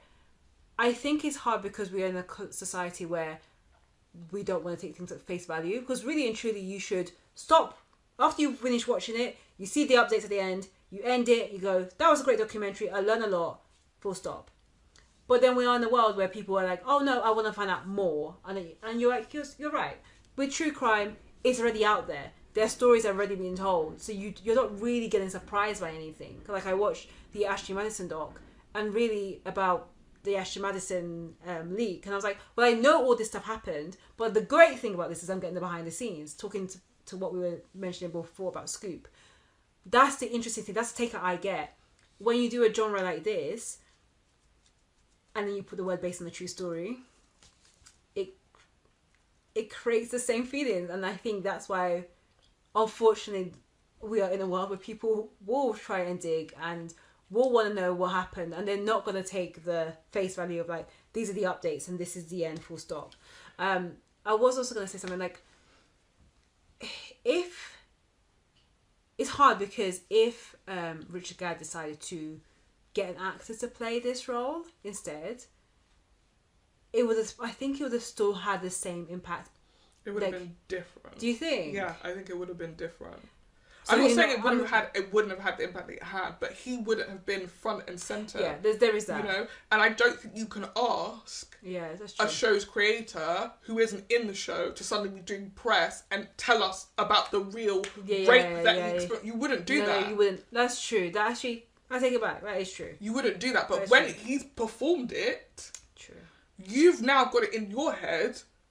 You almost become desensitized to what you witness, because in your head you're wrestling with the idea that it was a fiction, but it was also based on a true story. Yeah. So when he's sitting there across from you, you probably wouldn't even think twice to be like, and then the rape, did that happen as well? Yeah, which you would never ever do in real life if you knew someone in your circle, or someone that a friend of a friend had been raped. You would never got to them and be like, so tell me about your incredibly harrowing. Like, there's something about the actors who do the role. Not just the actors that do the role, but the act of like trying to fictionalize a true story, or even just like you said, turn into content something real, because it makes it fake to you, and that's what gives you the freedom to go away and start harassing people, because a part of your brain is like, well, it's not real, it was a TV show, even though the person looking you dead. Why you've performed it as a character with a different name, right? That's not really Martha, and that wasn't really her name. And at the end, you have given it a sense of an ending where, like, oh, and it could continue. Like, now I might become the baby Martha, and that guy behind the bar might become Baby Reindeer. Like, never ends, the cycle continues. You've fictionalized a real thing, which is not bad. People do that all the time, right? But the problem is, when there are real life repercussions, you want to be like, guys, this is real. Don't, like, you guys are like, oh, this was just supposed to be a bit of entertainment. Yeah. It's like, but like you said, it's true crime. So something bad has happened, and now people feel like, well, we need to know who it was, because what if I'm talking to Martha?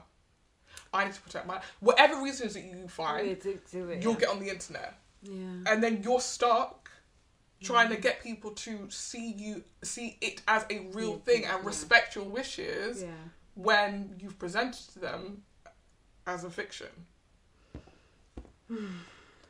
That's like a big chunk of the tweet was saying people don't your brain can't make the distinction between fact and fiction in that sense. Yeah. And I read that and I was like, I don't think that's true. But now that we're talking about it, I'm like, no, I think there is a part of you that feels detached and desensitized, because you're right. There's something very different from watching that show to reading the stage play, let alone watching that show to watching the stage play, let alone watching that show to being friends with Richard Gann and him telling you that story to your face. Yeah, that is true. Your experience would be completely different. In fact, you wouldn't be prying with him. But what was her real name? No, sure. I mean, perfectly honest, if it was actual documentary, the information would be there. The information would be there. So you know? It's so hard because Baby Reindeer, as a piece of content, I thought was exceptional. That's my personal opinion. I know we talked about it. Wait, we reviewed it already. Yeah. So I thought it was a great piece. Like content alone, I thought it was exceptional based on just how harrowing the subject matter was and how it was handled, and you know the story itself and the writing, etc. I thought it was done really well, and I'm just trying to. Yeah, you're right. It's hard to detach the true crime element from it, but then that being said, I think I mentioned this in the review. Are we going to be in a world where we're going to expect more shows like Baby Reindeer, or actually because of what's happened? I think because of what happened, it's going to set back. We're not going to be able to do that unless they're like really publicly known stories. Like already been had documentaries made about them that we're now fictionalizing. Yeah, true. Because I was going to say, a lot of these type of shows, like I think of. Is it Dirty John Dirty John?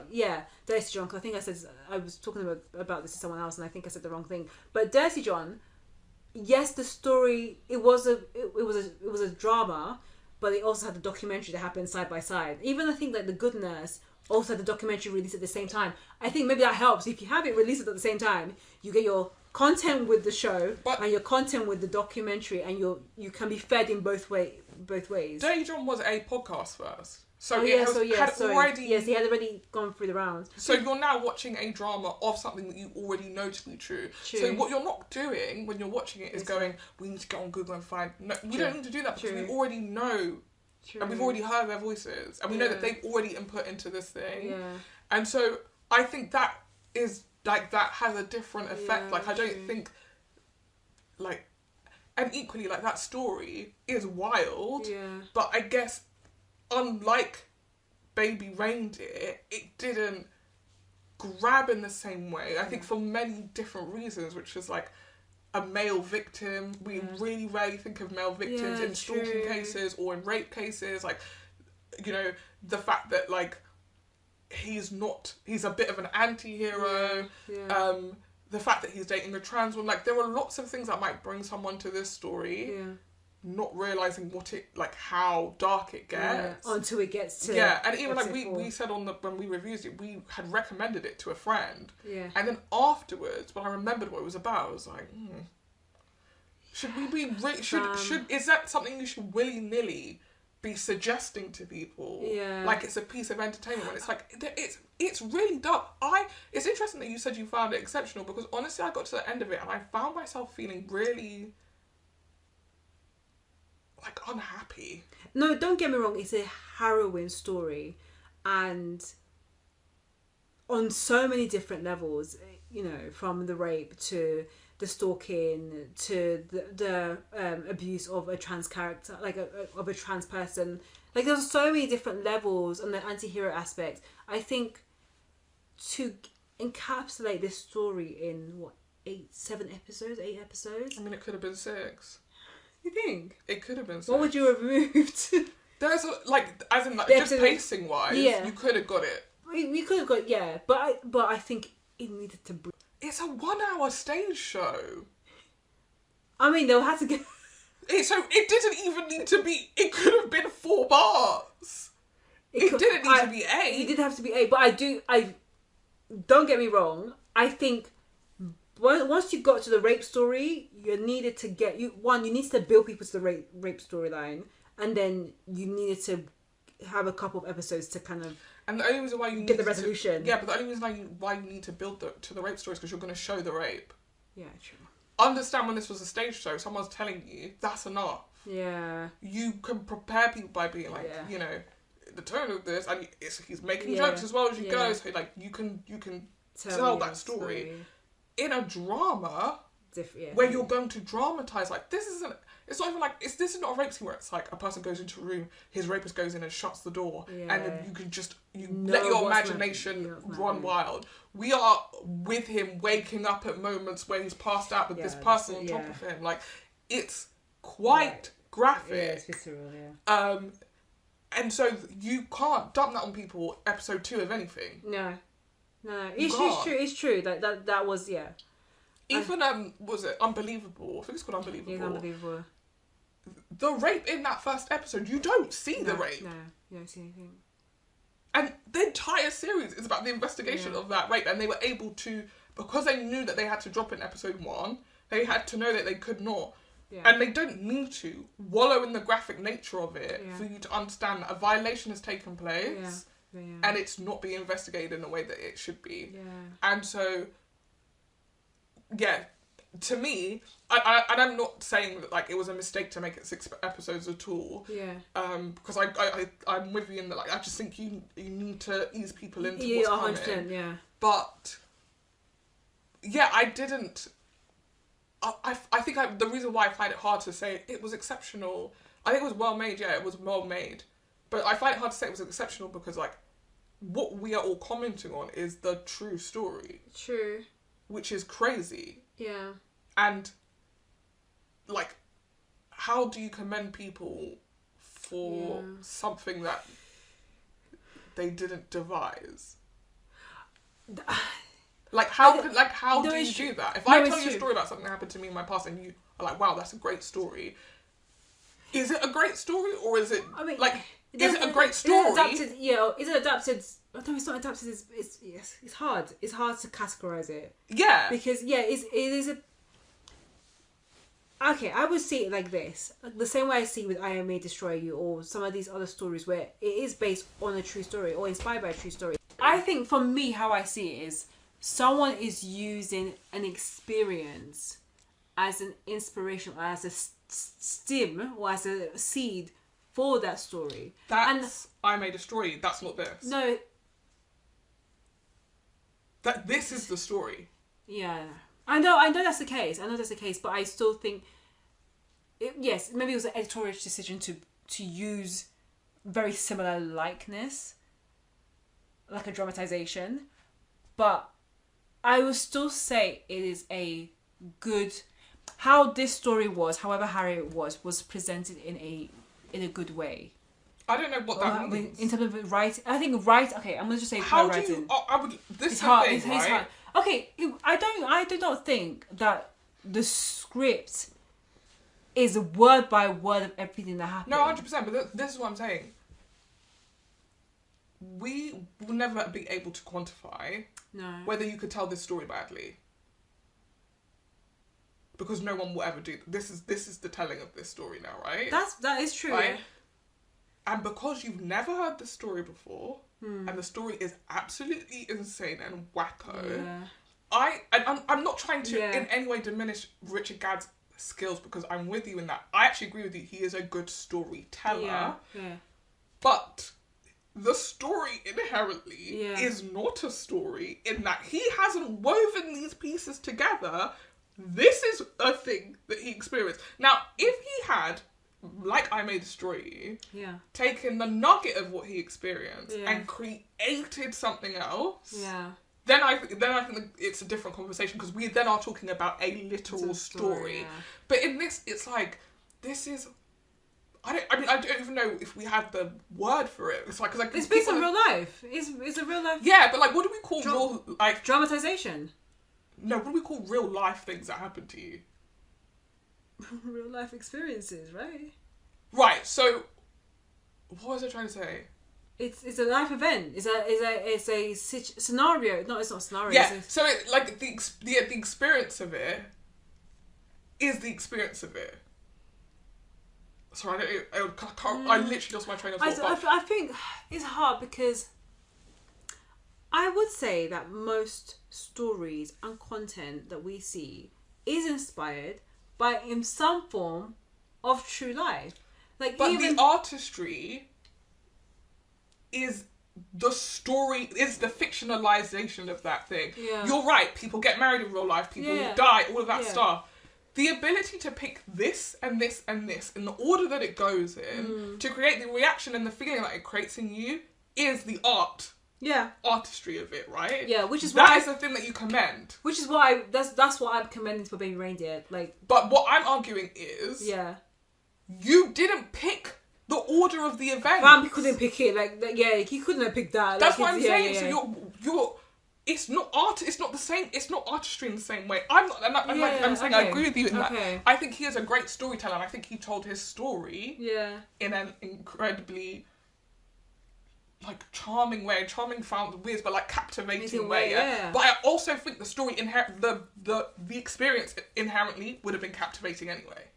I agree. I agree. That's the thing I'm saying. It's really hard to quantify. I think that's why I'm struggling to say I think it was good or exceptional or any of that stuff, because I'm like, we will never know now what it would have been like to hear this same experience from a different storyteller. Okay, I agree. I mean, I think because of how many things are touched on in this story, from sexual assault to stalking to, to all the other themes that come through, the story itself does and is crazy. I agree. I think if it was in the wrong hands, this could have been diabolical. How? I think inherently, whoever would have been telling that story. Can you imagine Channel 5 commissioner taking that story? That would have become a very. I don't think he would. It's his story. I think that's that's the thing. Yeah. It's his story. I doubt he would ever have let them put on. And I know a little bit about the production, and he was incredibly hands-on in making it. I don't think Channel 5 would have touched it. That's the thing. Yeah. I don't think they would have touched that story, because that story is not for their audience. No, not at all. Maybe the documentary version of that story, but the dramatization, because you know what you're not going to do in a documentary? Dramatize a rape. Yeah. You're not going to do that. That's true. So they wouldn't touch this story with a barge pole, because they couldn't do it in the way that he would have wanted to do it. Yeah. In the way that he wanted to express it. Yeah. So I guess all I'm saying is that the problem with taking a real life experience and transferring it quite literally. Yeah. And you're right, it's not word for word, but quite literally into fiction now blurs the line between what's real and what's not real, and so people then feel like it's carte blanche. I'm gonna do whatever I want with this because it's a TV show. Yeah. And at that point, this is different because obviously it happened to him and he made the decision to make the show, right? Yeah, and he made that with Sandman. We don't know. We don't live with him. But there are instances where people take other people's real life experiences. That is true. And in that instance, what duty of care, beyond just a legal one, do you have to those people's real life experiences when you decide you're going to turn it into a TV show and just make it entertainment and art for people to enjoy, and for those same people to go away and start Googling and now suddenly people are turning up on my... I never... Yeah. You know, I think it is a really messy space, and I think the thing with Baby Reindeer is taught us that it's getting messier. It's not getting more and more contained. Yeah. And for that reason, people are going to have to think twice about what... Because, if anything happens to Martha now, or if anything happens to one of the people that they're alleging, it's kind of like with the Drake thing, right? It's this has stopped being art. And it's bled into real life. It's, I'm trying to think. There must be stuff there's stuff I'll be looking up stuff. I saw a TikTok about this Filipino supermodel who basically was a mentor of Naomi Campbell and and I looked her up. Yeah, but we were just But saying... I'm not looking for her dress to go to her house. Yeah. Like, and it's not a secret either. No, you're right. Like, it is rare that after you watch something you want to Google and learn more. Like, the only times that happen is one with documentaries. And it has to be, let's make it clear, captivating documentaries. Like, to the point where, like, it's unsolved. So you want to kind of find out, like, what happened next. Like, Making the Murderer. Like, I remember when that came out, which now feels forever ago. And, like, the way that it was, like, it released over Christmas, then everyone came back on the New Year, and everyone was giving their theories because it was unsolved, and it's still unsolved to this day. So, I mean, it's not unsolved.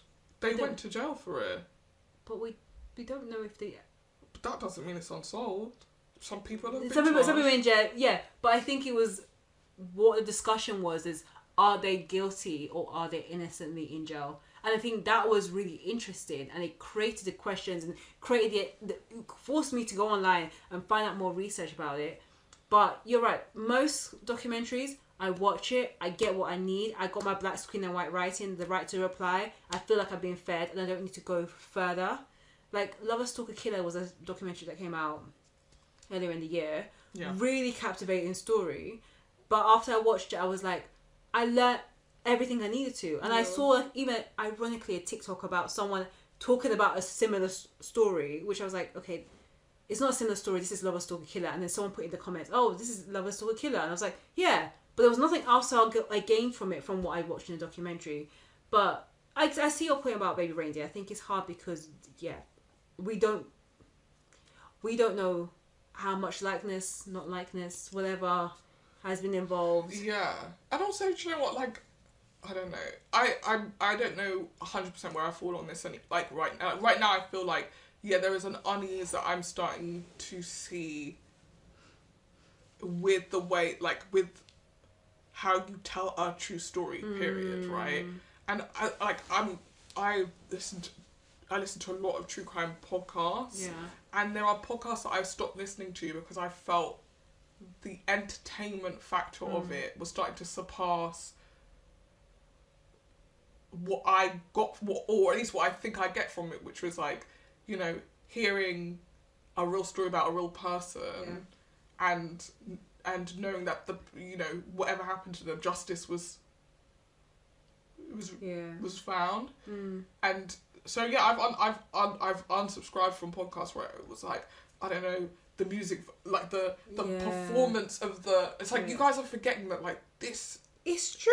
Is somebody's, like, final days on earth. Yeah, true. And, like, I was listening to one on the way here, actually, that I've been listening to for a long time, but I was actually sitting there thinking, like, you guys make 2 episodes a week, right? 2. So you are having to read and research to make a 2-hour podcast as well, not even like a 15-minute, like... Yeah. Oh, yeah, we can talk. 2-hour pods, yeah. Literally, to make a 2-hour podcast, doing all that research every single week, your entire livelihood comes from this. Yeah. And that is something just a little bit like, about it. But I also think that you become numb to it. Yeah, and you know. Yeah, no, sorry to cut you off. I was just going to say, and I think, going back to that tweet that I brought up, that was what her main message was. It's like, what is this doing to our brains to consume the amount of, like, real life experiences fictionalized and turned into content? I think it desensitizes you. Yeah, that's it. And so when you hear stories like, every so often I'll hear a story in the news, I'm like, what the fuck? Yeah. What the fuck? And then you just never hear the rest of it again. And there's a part of my brain that's like, oh, you know, in 2 years it'll probably be an episode of a true crime podcast. And that's crazy, yeah. I remember speaking to a friend about it, and he was saying, like, oh, you hear these crazy stories and you already know, like, this is going to be a Netflix documentary. This is already a Netflix documentary. Did you hear about the guy? Yeah. Sorry. Oh, speaking of. Did you hear about the guy who ran a eunuch, like, cult online where he was basically encouraging and giving people methods of how they could chop their penises off? Nope. And that's, to me, that is going to be a Netflix documentary one day. Or he just he just got like 25 years, I think, in prison. What the hell? But he'd also chopped off his own... Like, it's so... I'm so sorry. Bizarre. It's so wild. He's gone to prison, essentially, for, like, encouraging people to harm themselves, right? I mean, Yeah. But like, what's going on? I think, and that's the thing. The world is becoming more desensitized. Say again. Desensitized. Yeah. Jesus, that is a word that I find very hard to say. Add that to the list. You're an idiot.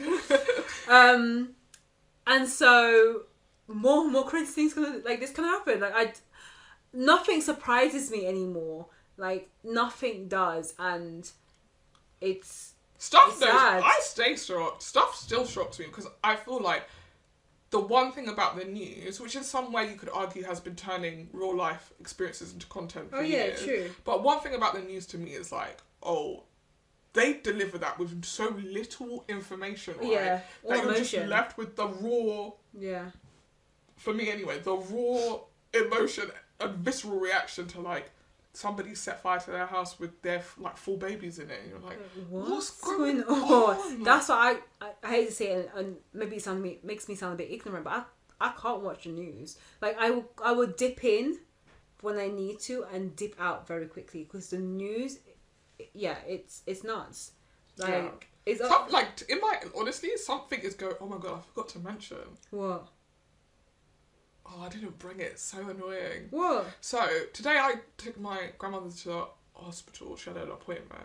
Yeah. And in the waiting room, I saw like a piece of paper that had like a bunch of writing on it. Yeah. I was like, oh, someone must have forgotten their paper. So I've picked up this thing, right? And it's a letter. Oh. I don't know who wrote the letter. There's no name on it. But they're like, I need help. What? Somebody is using a mind control device to cause pain in my body. That was written? Like multiple photocopied copies.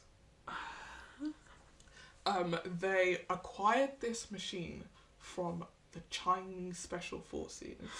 And then they have used it to, and initially they were supposed to torture and abuse their own family, but then they died. So the machine was left to their grandson, and now the grandson is using it to make everybody in the world sick. And so when you feel sick, it's because he's using this mind control machine on you. When I tell you this is 4 pages long. Wow, you had time to read all of it. Because I was like, what the hell have I stumbled onto? It's true. That could be I know, a documentary. And isn't that the problem? Yeah. My first instincts were, this is a drama waiting to happen. Fam, everything about it, like you discovering it, like you would start off with a bit of your backstory, then you go, I'm ready starting to build the episode beats. Your backstory, then you read this letter, then you will do, what's called a flashback to, the person who wrote it, but also a flashback to the Chinese son. Yeah, there's 3 timelines. And oh God! You're not quite sure how they tie up together yet, but by the end of the episode, you will realise that you're watching the grandson in 1950s, the man who wrote the letter, and then me in the present trying to piece together the mystery. This is giving me This Is Us, plus also whatever some of the bad shows that we watch with the timeline.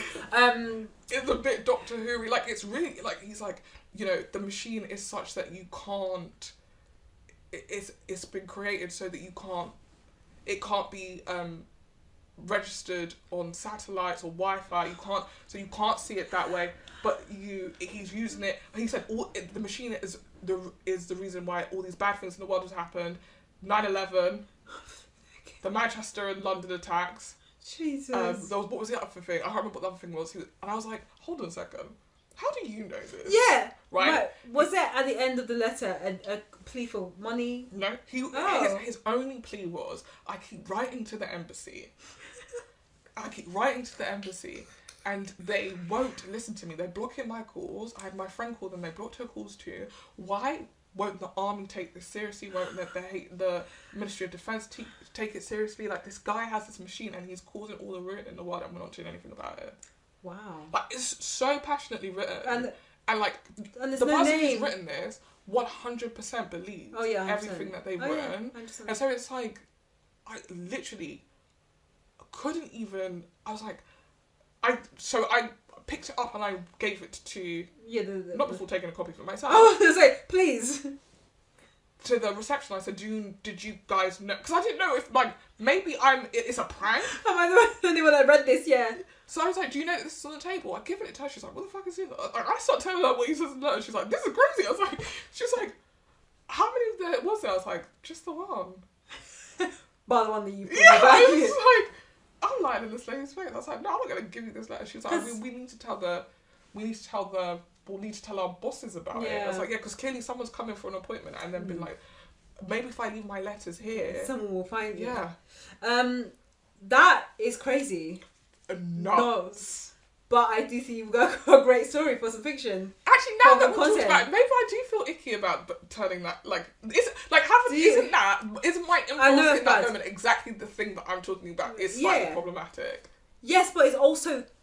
Okay. I mean, right now it's purely fiction because I don't know who the person is. Yeah, exactly. It's purely fiction. But I think, again, and maybe this is the wider conversations we had about content. We are in a world where there is a content competition for the best, the most engaging, authentic TV because that is what brings in viewers. And going back to the capitalist conversation, it's all about making money. So you need the eyeballs. And therefore, more and more shows will push the envelope for the best content. Mm-hmm. So... I'm sorry, you catch, like, it sounds a bit detached, but I see why there is a Baby Reindeer, and I see why we have got to a point where there is Baby Reindeer style shows on our TV, because the audiences want to be more and more engaged and more captivated to talk about things that are happening, and that's why all our shows have to some of them have to keep on pushing the button and pushing the envelope, that's the thing. But keep on pushing the envelope, pushing the limits. And you can find crazy stories everywhere. And I think the crazier the better. Unfortunately, we are living in that world where it's not just, a 23 episode, But I think that doesn't take into account how much we control that stuff. Like, that is true. We, in making things like that, have to then continue to feed that beast, right? When... we were existing in a world with 23 episodes of Scandal or Grey's Anatomy. Yeah. Were we hungry for Baby Reindeer? We didn't need a Baby Reindeer because we never had a Baby Reindeer. When even Scandal was starting to go left, I was like, what's going on? Type of thing. Do you know what I mean? So it's like, you can't be like, oh, we're only making it because this is what the people want. When, like, you're the person who decides what the people want because the people don't make their own shows. But that's true, but I think... it's hard because there is so much content and so much competition that if you do try and pull back from the limit that we're in, I think it's detrimental. And commissioners know that, channels know that, brands know that, broadcasters know that. And so, they have to keep on feeding the beast, to keep on feeding the money. Because we're in a capitalist world. Yeah, and I think, really, maybe my ongoing message for this episode is, like, capitalism is not working anymore. That's the title of this episode. Borderline capitalism is not working. Maybe you could argue it has never really worked, but I think what we're seeing here is that, like, the thin veil that I feel like the thing about art, right, is that it is commercial. Yeah. But it works very hard to distract you from the commerciality. The juxtaposition is wild, yeah. Right? Yeah. Like, it works really hard to be like, this was commissioned because we think this story is important. Yeah. This was commissioned because we think this writer has something to say. Yeah. We know because we work in that industry, it's a business, and every decision is a business decision. Yeah. So as much as your story hasn't made it onto TV and you think it's because they really believe in you as a person and a soul, no, there was a commercial... angle in the thing that you pitched them, why they picked it up, right? 100%. I think what is becoming, but that has always been clear to us as people because we're inside. Yeah. I think it's now starting to become clear to people outside. Yeah, it's true. And it's not just TV, it's music, it's this, it's that. People are starting to see through the very thin veneer. Yeah. And maybe it's because that we're having to churn out so much content that we're not taking the care that we used to package it better, that like it's just, and the more that stuff becomes apparent to people, the more the younger generations will turn their back on it, and then we're gonna be because what are we gonna make for them? How are we gonna keep our lights on when they're like, we don't want to watch Baby Reindeers anymore? It's fucking weird that you make those. But you know what, it could go back to square one, who knows, but we're currently in this space. I do I think, and I saw this on like LinkedIn, ironically, that since Baby Reindeer came out, there has been like a significant increase of men who have reported or like gone on helplines for sexual assault, as sexual assault victims, and their charities have seen that increase since the show. So it's hard because there's a lot of noise about the show. There is a lot of noise, a lot of negative noise as well, because of the fact that there's been a lot of the audiences have looked beyond just the content and into the true life aspects of it. But there is some positives that have come from it, and I think that's what I'm trying to think about as well. Yeah. Because I think I'm not saying that the thing that with the charity and that example I gave may have still happened if, for instance, that rape scene in episode 4 was not depicted so graphically. Mm-hmm. Because, like you said, the story itself is wild. He could have just said it. Actually, yeah, he could have just said it, and all the people in the world, he probably could have said it, because his manner in storytelling is so engaging it's true. That he didn't need to rely on. He wouldn't need to rely on the visual at all. No. Yeah. So he could have said that, and I think it would have had the impact as well. I think it's everything that's happened around the show, and in fact, the editorial choices. The fact that it is very authentic to the show, i.e. using the real life text of the stalker, that has led, and the fact that you said that blurring of the fiction and fact has led people to investigate so much into this show, but I think has also shone lights on some of the serious themes from it. So I think there are some positives into why it was in commissioned, but I do agree, like bigger thing is like, of course, it's a business, so and that is a story that is engaging and will captivate. The story is so crazy that I'm not surprised why any broadcaster would pick up. Maybe not Channel 5, but I saw any broadcaster would take it because it's so captivating, and the story itself is what will engage audiences. But I think why I called it exceptional at the beginning, going back to that point, is because it was handled in a way, from an art form. I think it was handled in a way that, to me, was really strong for the subject matter.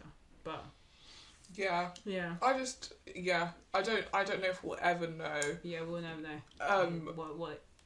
What like I absolutely hear what you're saying about positives and stuff, and like I don't want to detract from any positives that any positives from there will be positives. The like people who watched it and engaged with it and felt like it spoke to them personally, and the fact, like I said, that's what you want your show to do. You want to speak to people, you want to get conversations going, you want to encourage people who might have experienced something else like that to finally feel comfortable enough to speak like that. That's exactly why you make art.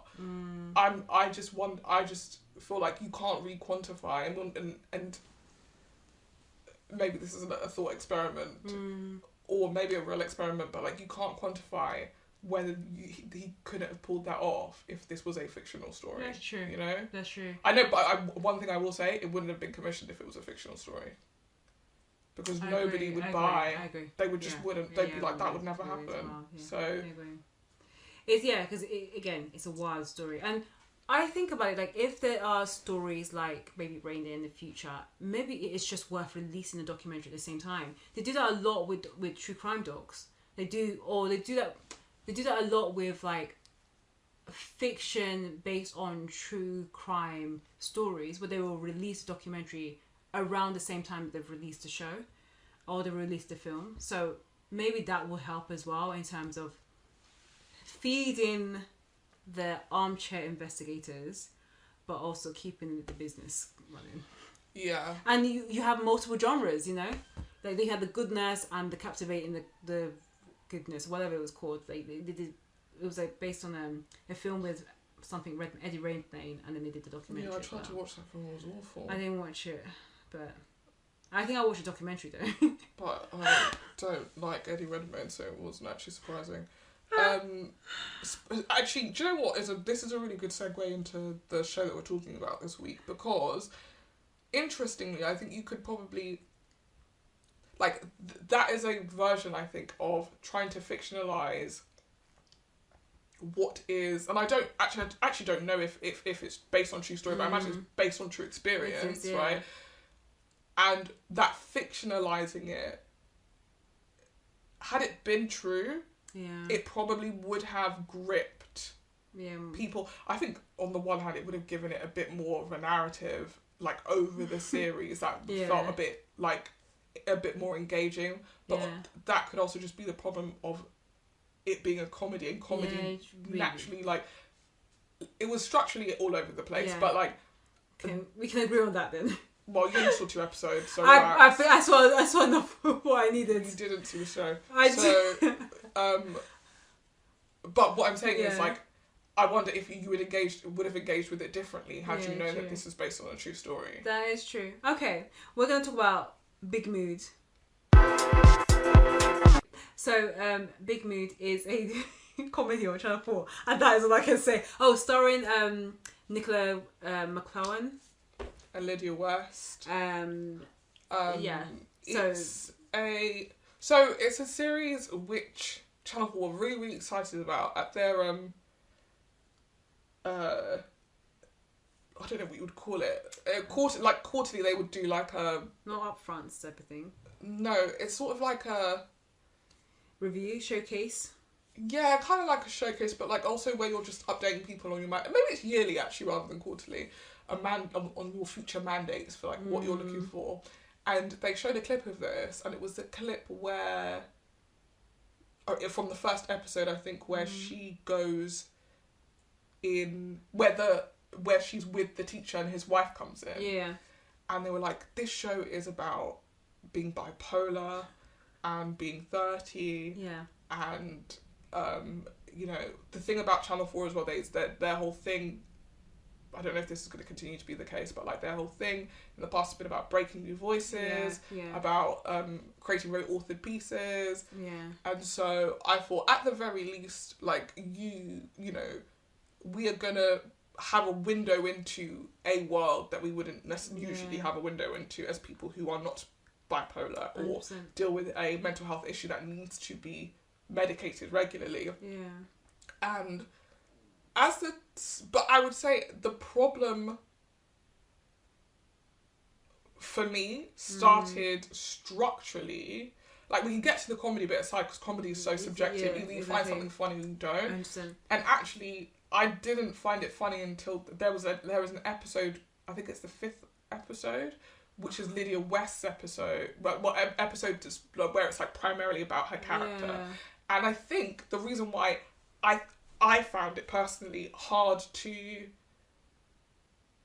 find funny is because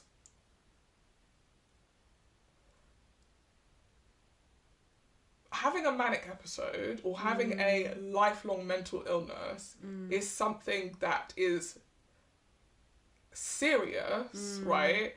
And debilitating in a way where it's like, if the comedy is at the expense of the mental breakdown, it's hard for me to be like, this is funny. And I think that a show like this is always going to sort of straddle the line of like, I want you to enjoy, like being bipolar is kind of silly. Like, sometimes you're going to get really silly fixations on stuff, and then you're going to take your meds, and then you're going to realise, no, you didn't want to marry that man, or no, he's not the second coming, or no, he's not this, no, he's not that, right? But tonally, you either have to stick to the like, bipolar can be funny and light and whatever. It's hard to then make the pivot to like, no, but for real, this woman needs to be on meds, you know? Yeah. And I think that was sort of constantly the seesaw of the series for me. Like, I commend it for, like, I don't know anybody who's bipolar, so I've never seen firsthand what that experience is like. And so even showing the manic episode into the depression, like, the way that, like, you can pivot from, like, one extreme emotion to the other, and her trying to be like, I want to come off the meds. I thought that was going to be her quest for the entire series. Is like, meet this character. God, I can't remember what her name is now. I know her friend's name is Maggie and Eddie. Eddie. Like, I thought that was going to be the arc of the series. It's like, come watch Maggie, try and figure out if she can come off her meds. But by episode 2, is it episode 2? No, it's episode 3. Yeah. By episode 3, she has gone back to doctors. She needs to be back on medication. Okay. So that quest ends. Yeah. You start the second half of the series with a new quest. And honestly, I think it's the mark of a weak premise. Yeah. To have to restart basically your show midway through. And we talked about this in with The Gentleman, where like you come in and you think the story is going to be like, how are they going to pay back these two brothers that want to kill his brother? Yeah. By the end of episode 2, he's killed one of them. It's a completely different show now. Like, and you're like, okay, and then they sort of squash that by episode 3, and you're like, oh, they're like, oh no, now it's a new thing. We want to get rid of these drug dealers who are living. Like, do you know what I mean? Like, you need to set. The whole point of your pilot is to set up the story of your series, and if the story of your series changes halfway through, what are you setting up in the pilot? Yeah. Because I came and sat down and watched the pilot and liked that, right? Yeah. You can't decide to start selling me a different show midway through, because now I didn't sign up for that. Yeah. And so I'm a big proponent of like, okay, something has gone wrong in the plotting of this and the structure of this, where you've gone, we're just going to have a completely new task for her. In episode 4, she's on the meds. Okay. In episode 5, she's on the meds. Okay. So in episode 6, you find out the meds aren't working anymore. Okay. Right? So her journey in this series is, I want to come off my lithium because it's affecting my ability to write. And I've decided to do that without another writer, sorry. I know. I mean, we have to stop. It's so tropey. I'm so sorry. I don't know what happened. I don't know what's happened in recent history, because TV used to have a real thing about making TV about TV. And that included making shows about writers. And then all of a sudden, write. No, they're boring. They're not that interesting in real life. Oh, I think they're trying to imply that the writers have the time and the flexibility to do some of the activities during the day. I actually think the reason why they do it is because like people assume that writers are naturally reflective. Yeah. And so you can have all of those like, I was just sitting by the pool and I was thinking, 10 years ago I couldn't even swim. What the fuck has that got to do with anything? Anyway.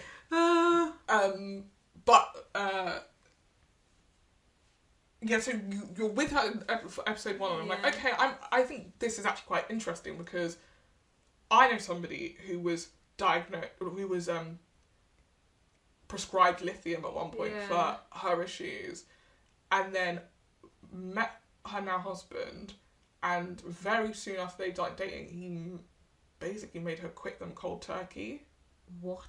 Which, having watched this show, diabolical, highly dangerous, and like, she is okay now, right? And maybe she didn't need the, like, I don't know. I don't know what was going on medically. Maybe she went to therapy and that helped or whatever. But like, it's not advised. Yeah. When people are taking like antidepressants or antipsychotics to just come off them without like the help of a doctor. But I was like, I would be interested to actually just engage in this conversation where it's like, you as a person should be able to decide, right? How you want to live your life. Yeah. But equally, if you can't trust your brain to not convince you that your child is Jesus, and you therefore need to take him to the promised land by foot. Like, do you know what I mean? Like, it's all well and good when it's like, oh, flights are fancy. I booked a flight to France and I went on a little jaunt. And then it's very different to like, oh, and now I'm like fully in a psychotic episode and I'm unaware of what's going on, right? So I thought that's what it was gonna be about, but like also funny and but then even in that first episode, I was like, how is this gonna work when her friend is really just some girl?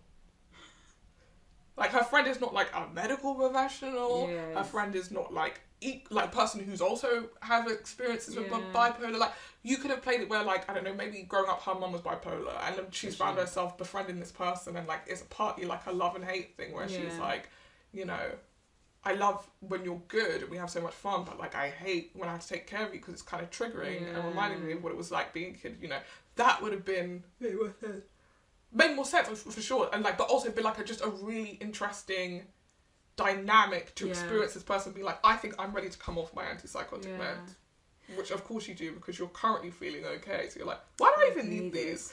And then it will get bad, and then you'll need them, right? That's the cycle. That's why you have to take them every day. Yeah, I mean, I was, as we mentioned before we started the review, I only got to episode 2. I'm sorry. I feel like I didn't push my, carry my weight. But, correct me if I'm wrong, did they mention bipolar in episode 1? Yes. Her friend says, are you having a manic episode? Crap. So I missed that. It's kind of the whole purpose of the shit. Yeah. So I only found that out after I watched episode 1. I was like, what is going on? I'm so confused. Like, it felt like the way the episode started felt like, you know, like a you know when a show comes back from a break on a commercial advert, like it felt like that, like just like, oh, we're back into the show. And so I think I had to even start rewatching episode 1 because I was like, oh, is that actually how it starts? Great opening, but I was still really confused, and so I missed that line, and so I got really confused as to what is going on. And so I googled today as well, a woman with bipolar. The other thing I was going to ask was, because for me, I agree with you that the Eddie character, the Eddie character was a bit of it's a bit of what happens with some of these like Hallmark movies, especially with people of colour, where they're just there to supplement the storyline and the narrative of the main lead. Is that kind of what happened throughout the rest of the show? Because for me, episode 1 and 2, she was kind of giving me that. Like, so I mentioned earlier, so Eddie's storyline is that like she runs this bar. Yeah. There used to be a dad's bar. She co-owns it with her brother. Her brother wants to sell it. She spends a lot of the series trying to find a way to save the bar. Okay, so she has a story. One of them involves her dating an ex who comes back and is like, I've changed. I went to a retreat, a wellness retreat, and I'm like spiritual. And then it turns out he's still a prick. But she basically loses the opportunity to buy the bar with him, which would have been a mistake anyway. Yeah. Because Maggie takes her on a trip and blocks his number on her phone, so she doesn't receive any messages.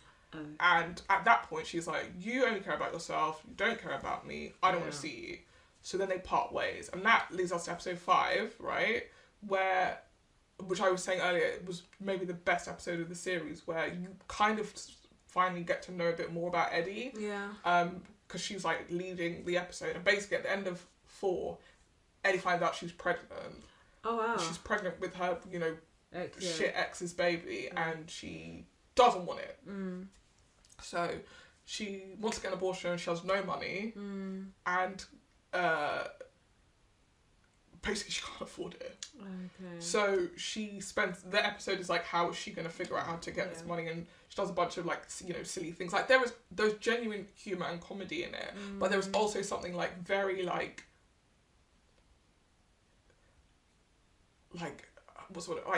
quietly political about it as well, which is like, imagine you have the right to this, but you need to pay in order to get it done, and if you don't have the money, you're supposed to have a whole baby.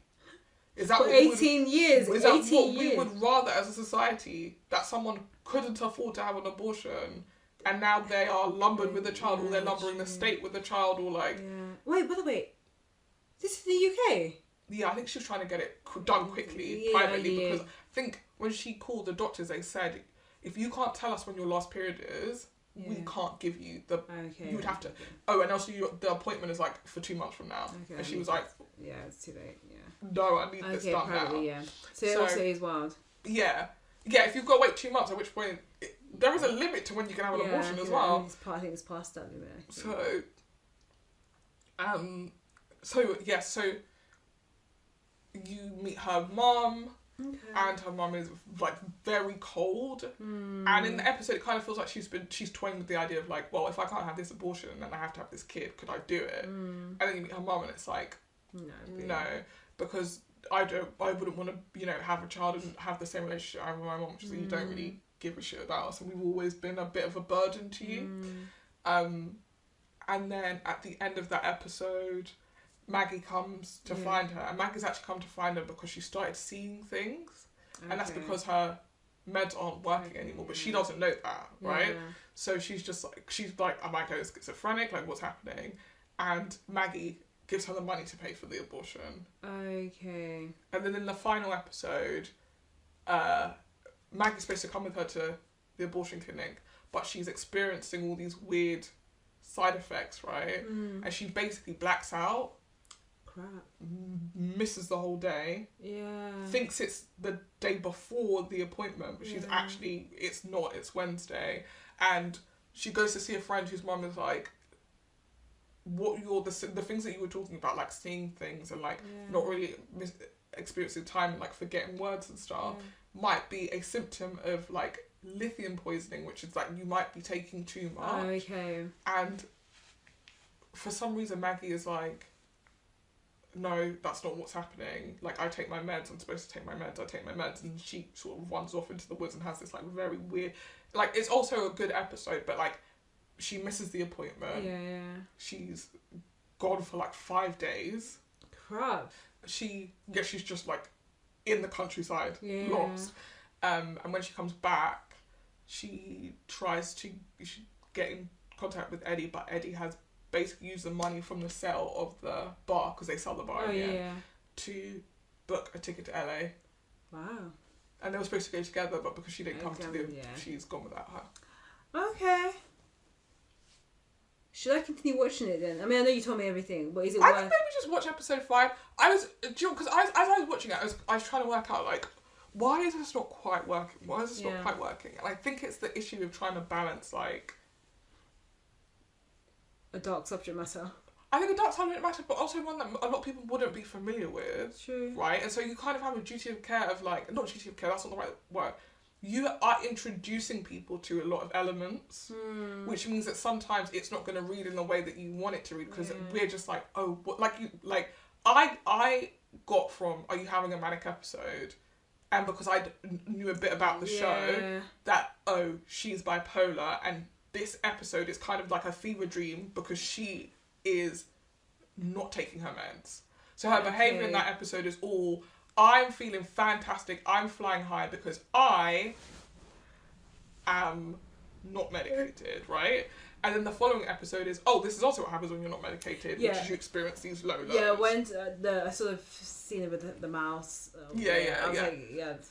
But, like, you have that, and then you have, we have a rat hotel, and now the rats are in the bar, which is, like, sorry, no offence to anyone who thinks this is not this, but it's very low-brow humour, like, it's not particularly clever, and I'm not saying you can only make clever jokes about abortion or being bipolar, but I think that, like, it just feels like a whiplash,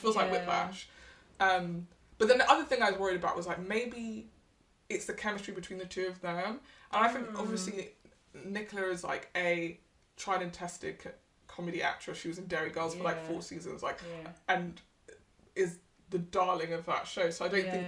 I was like, it can't be her. And also, I think her performance was really, engaging. So I was like, maybe it's Lydia West. Like, she's not a comedian. Like, maybe... I've never seen her in anything before. She's in Years and Years. She's in It's a Sin. Okay. Wait, when you say Years and Years, is she a singer? No, she's in Years and Years, a show. Okay, cool. Years and Years is a band, right? Yeah, I think so. It's cool. The Ollie one, Ollie Alexander. Yeah. Rip Ollie at Eurovision. Yeah. But... Yeah, so I couldn't work out if it was because she's not... I've never seen her in a comedy before that I was like, oh, maybe you're just not... Like, you're the straight man in this story, right? So you just have to sort of always be like, this is fine, let's do this. Like, a bit magical Negro as well, in the sense of, like, I'm not gonna. There's no explanation as to why she's so like, let me help you, let me help you, let me help you. But when you get to her episode where it's about her, I was like, no, I know why I fuck with Lydia. Where it's like, I think she's a very, very good actress. That's good. And there's something about her that makes you like want to go on this journey with her. And so then I was like, so then if it's not them, it's the tone of the show and the balance. I mean, it's so interesting because like I have my own personal issues with Channel 4, but like it's interesting to me to see that got over the line in the format that it's in now. Yeah. When I would just be like tonally, if you want this to, like, when you think about the fact that like we have like Fleabag and I May Destroy You and like things that are about serious things but are also funny. Yeah. For you to put out something that's about a serious thing and then just like not quite funny and also not quite interesting about the serious thing either. And I will say it, like, I didn't know that you could overdose on your meds essentially, not by any virtue of you doing it, just because your chemical balance just shifts. The way that they depict that and like the things that she's seeing and the super scary actually. And then it's like that became even more confusing because now it feels like a horror movie and then in some places a comedy, and I just think tonally they were trying to maybe do a little too much and it didn't quite come together in the way it needed to. But I think the two of them have, you know, long careers ahead of them. I felt a little bit bad for them actually because like, you know, heading up your own show is like supposed to like, you know, be a real test of your merit. Like if that show had gotten the Baby Reindeer response, they would be unstoppable, those two. And it's like, oh, this could have been a really big moment for you, but like, I just think this will come and go. I agree, but also, I don't mean to be rude, but I just didn't think it was as engaging from the jump. I think episode 1 has some like quirky moments, like in the school and that. Like I think I chuckled a little bit when she was doing the speech to the students, but I just didn't find it engaging. There was nothing that was a hook, and then because I had missed the very important hook that was about you know her being bipolar, I think that didn't help me in terms of me understanding it, but I could have read the synopsis before watching. However, do I need to read the synopsis before watching? Like, could I not just come into the show and get and understand it a bit more? But I also understand that you're not going to like spoon feed every single part of the narrative to the audience, but I don't know, I just felt like something was slightly missing, and it didn't feel like a real comedy, but it didn't feel like a drama. It didn't feel like anything like super substantial that I could take on and be like, I'm excited to watch this. And it's a shame because I do love Channel 4 like shows, because they do usually push the boundaries in comparison to the BBCs and ITVs of the world, but I don't know, this one fell really flat, and it's annoying because I saw it promoted heavily, but I think it's mainly because of the Nicola effect, and you know she's the face of Bridgerton this season, so I don't know. As I say, I wish them all the best. Not to, you know, no, I'm accepting this might be my catchphrase going forward in life. Go on. Media literacy just isn't there for everybody, is what we're learning. And as a result, you really need to dummy test your shows. I think you do. I think they needed to bring in Joe Blogs off the street, have them watch episode 1 and see if they got it. Because, listen, the girls can't read. It's that dig at me. I'm sorry. They read one sentence about her being a manic episode. How am I supposed to know? You watched 2 episodes. I didn't get to finish episode 2. The girl can't read. And it's like, it's crazy. I'll be honest, show was on in the background, so she also can't hear or read. Do you know what I mean? Like, I told you. But can I just say something? Like, I get it. We all do this. I don't want to throw stones. Yeah. But I do think you shouldn't have strong opinions about shows you didn't watch properly. I agree. That I will say, because like I would admit, like, if I had something on in the background. Like I said this when we did The Gentleman, like towards the end, I was on my computer.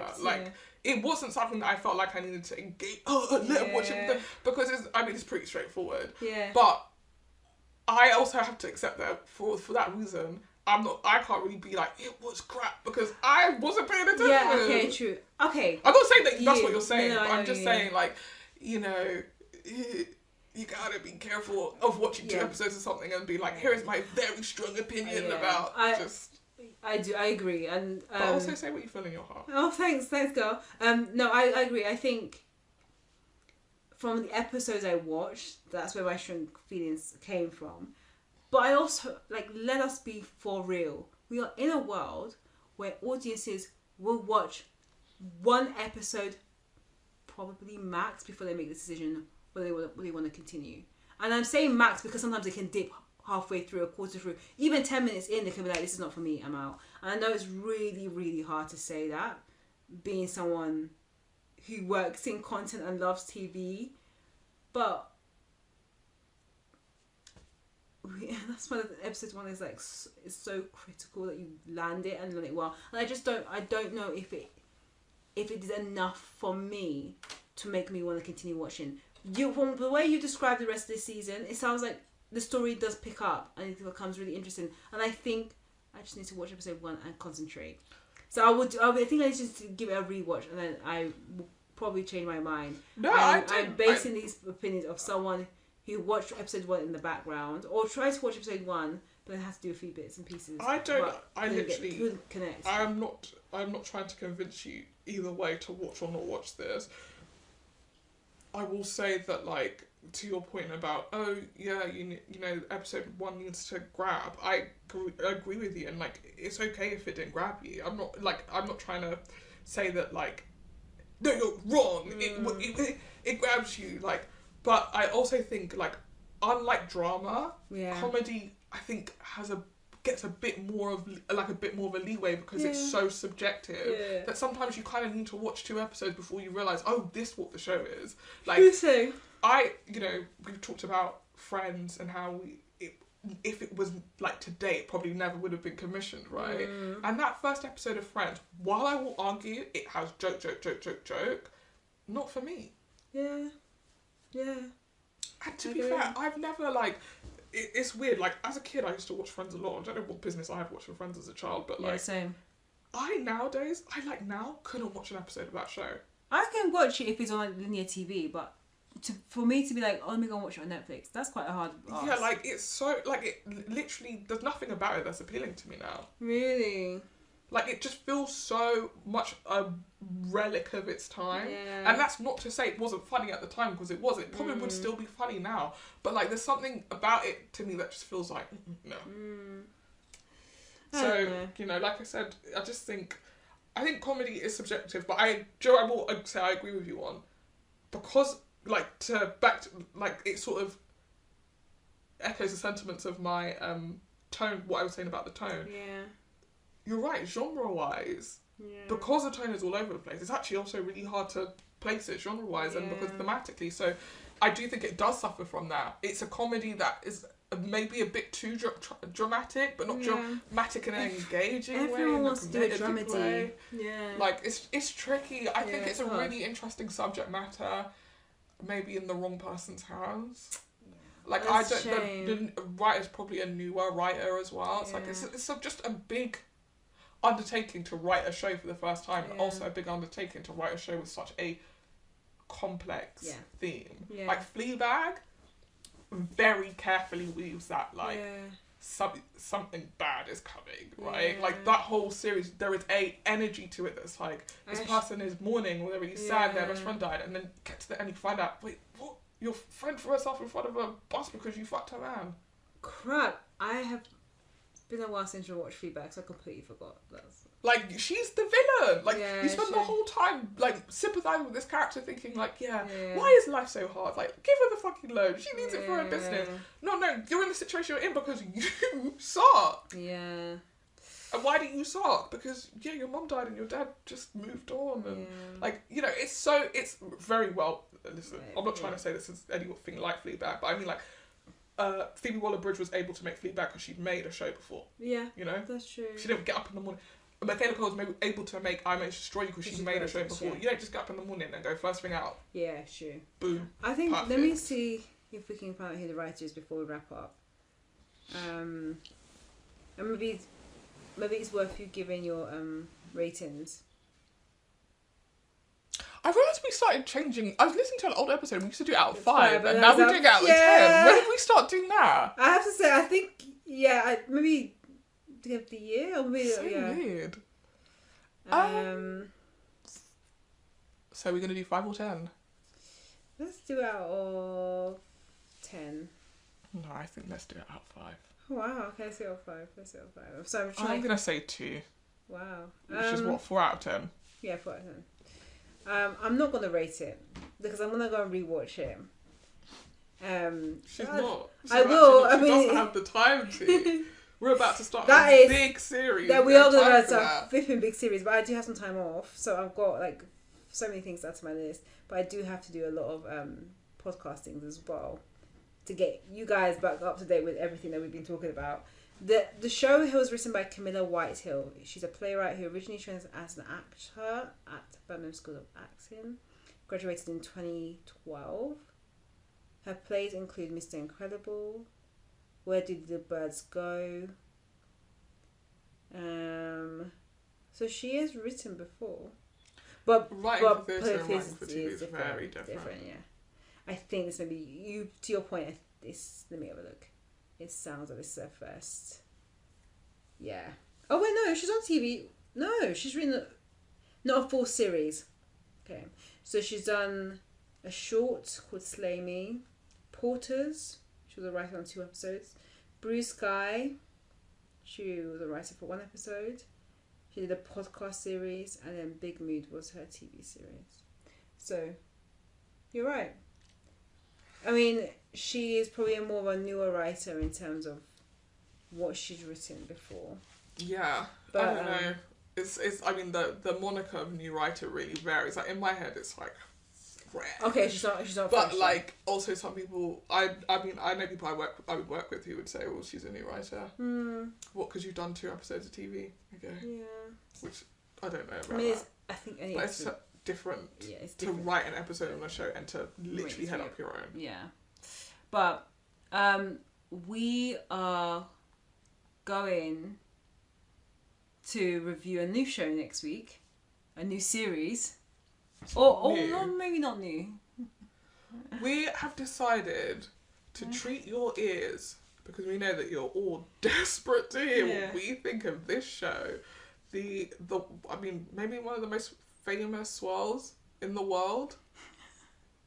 The 2 scoops of vanilla and only 1 scoop of chocolate. It's Scandal! It's Scandal. You know that Money likes the black wife effect. Anyway, we're going to be rewatching. How come whenever I see one of those videos, you're in the comments? Shut up.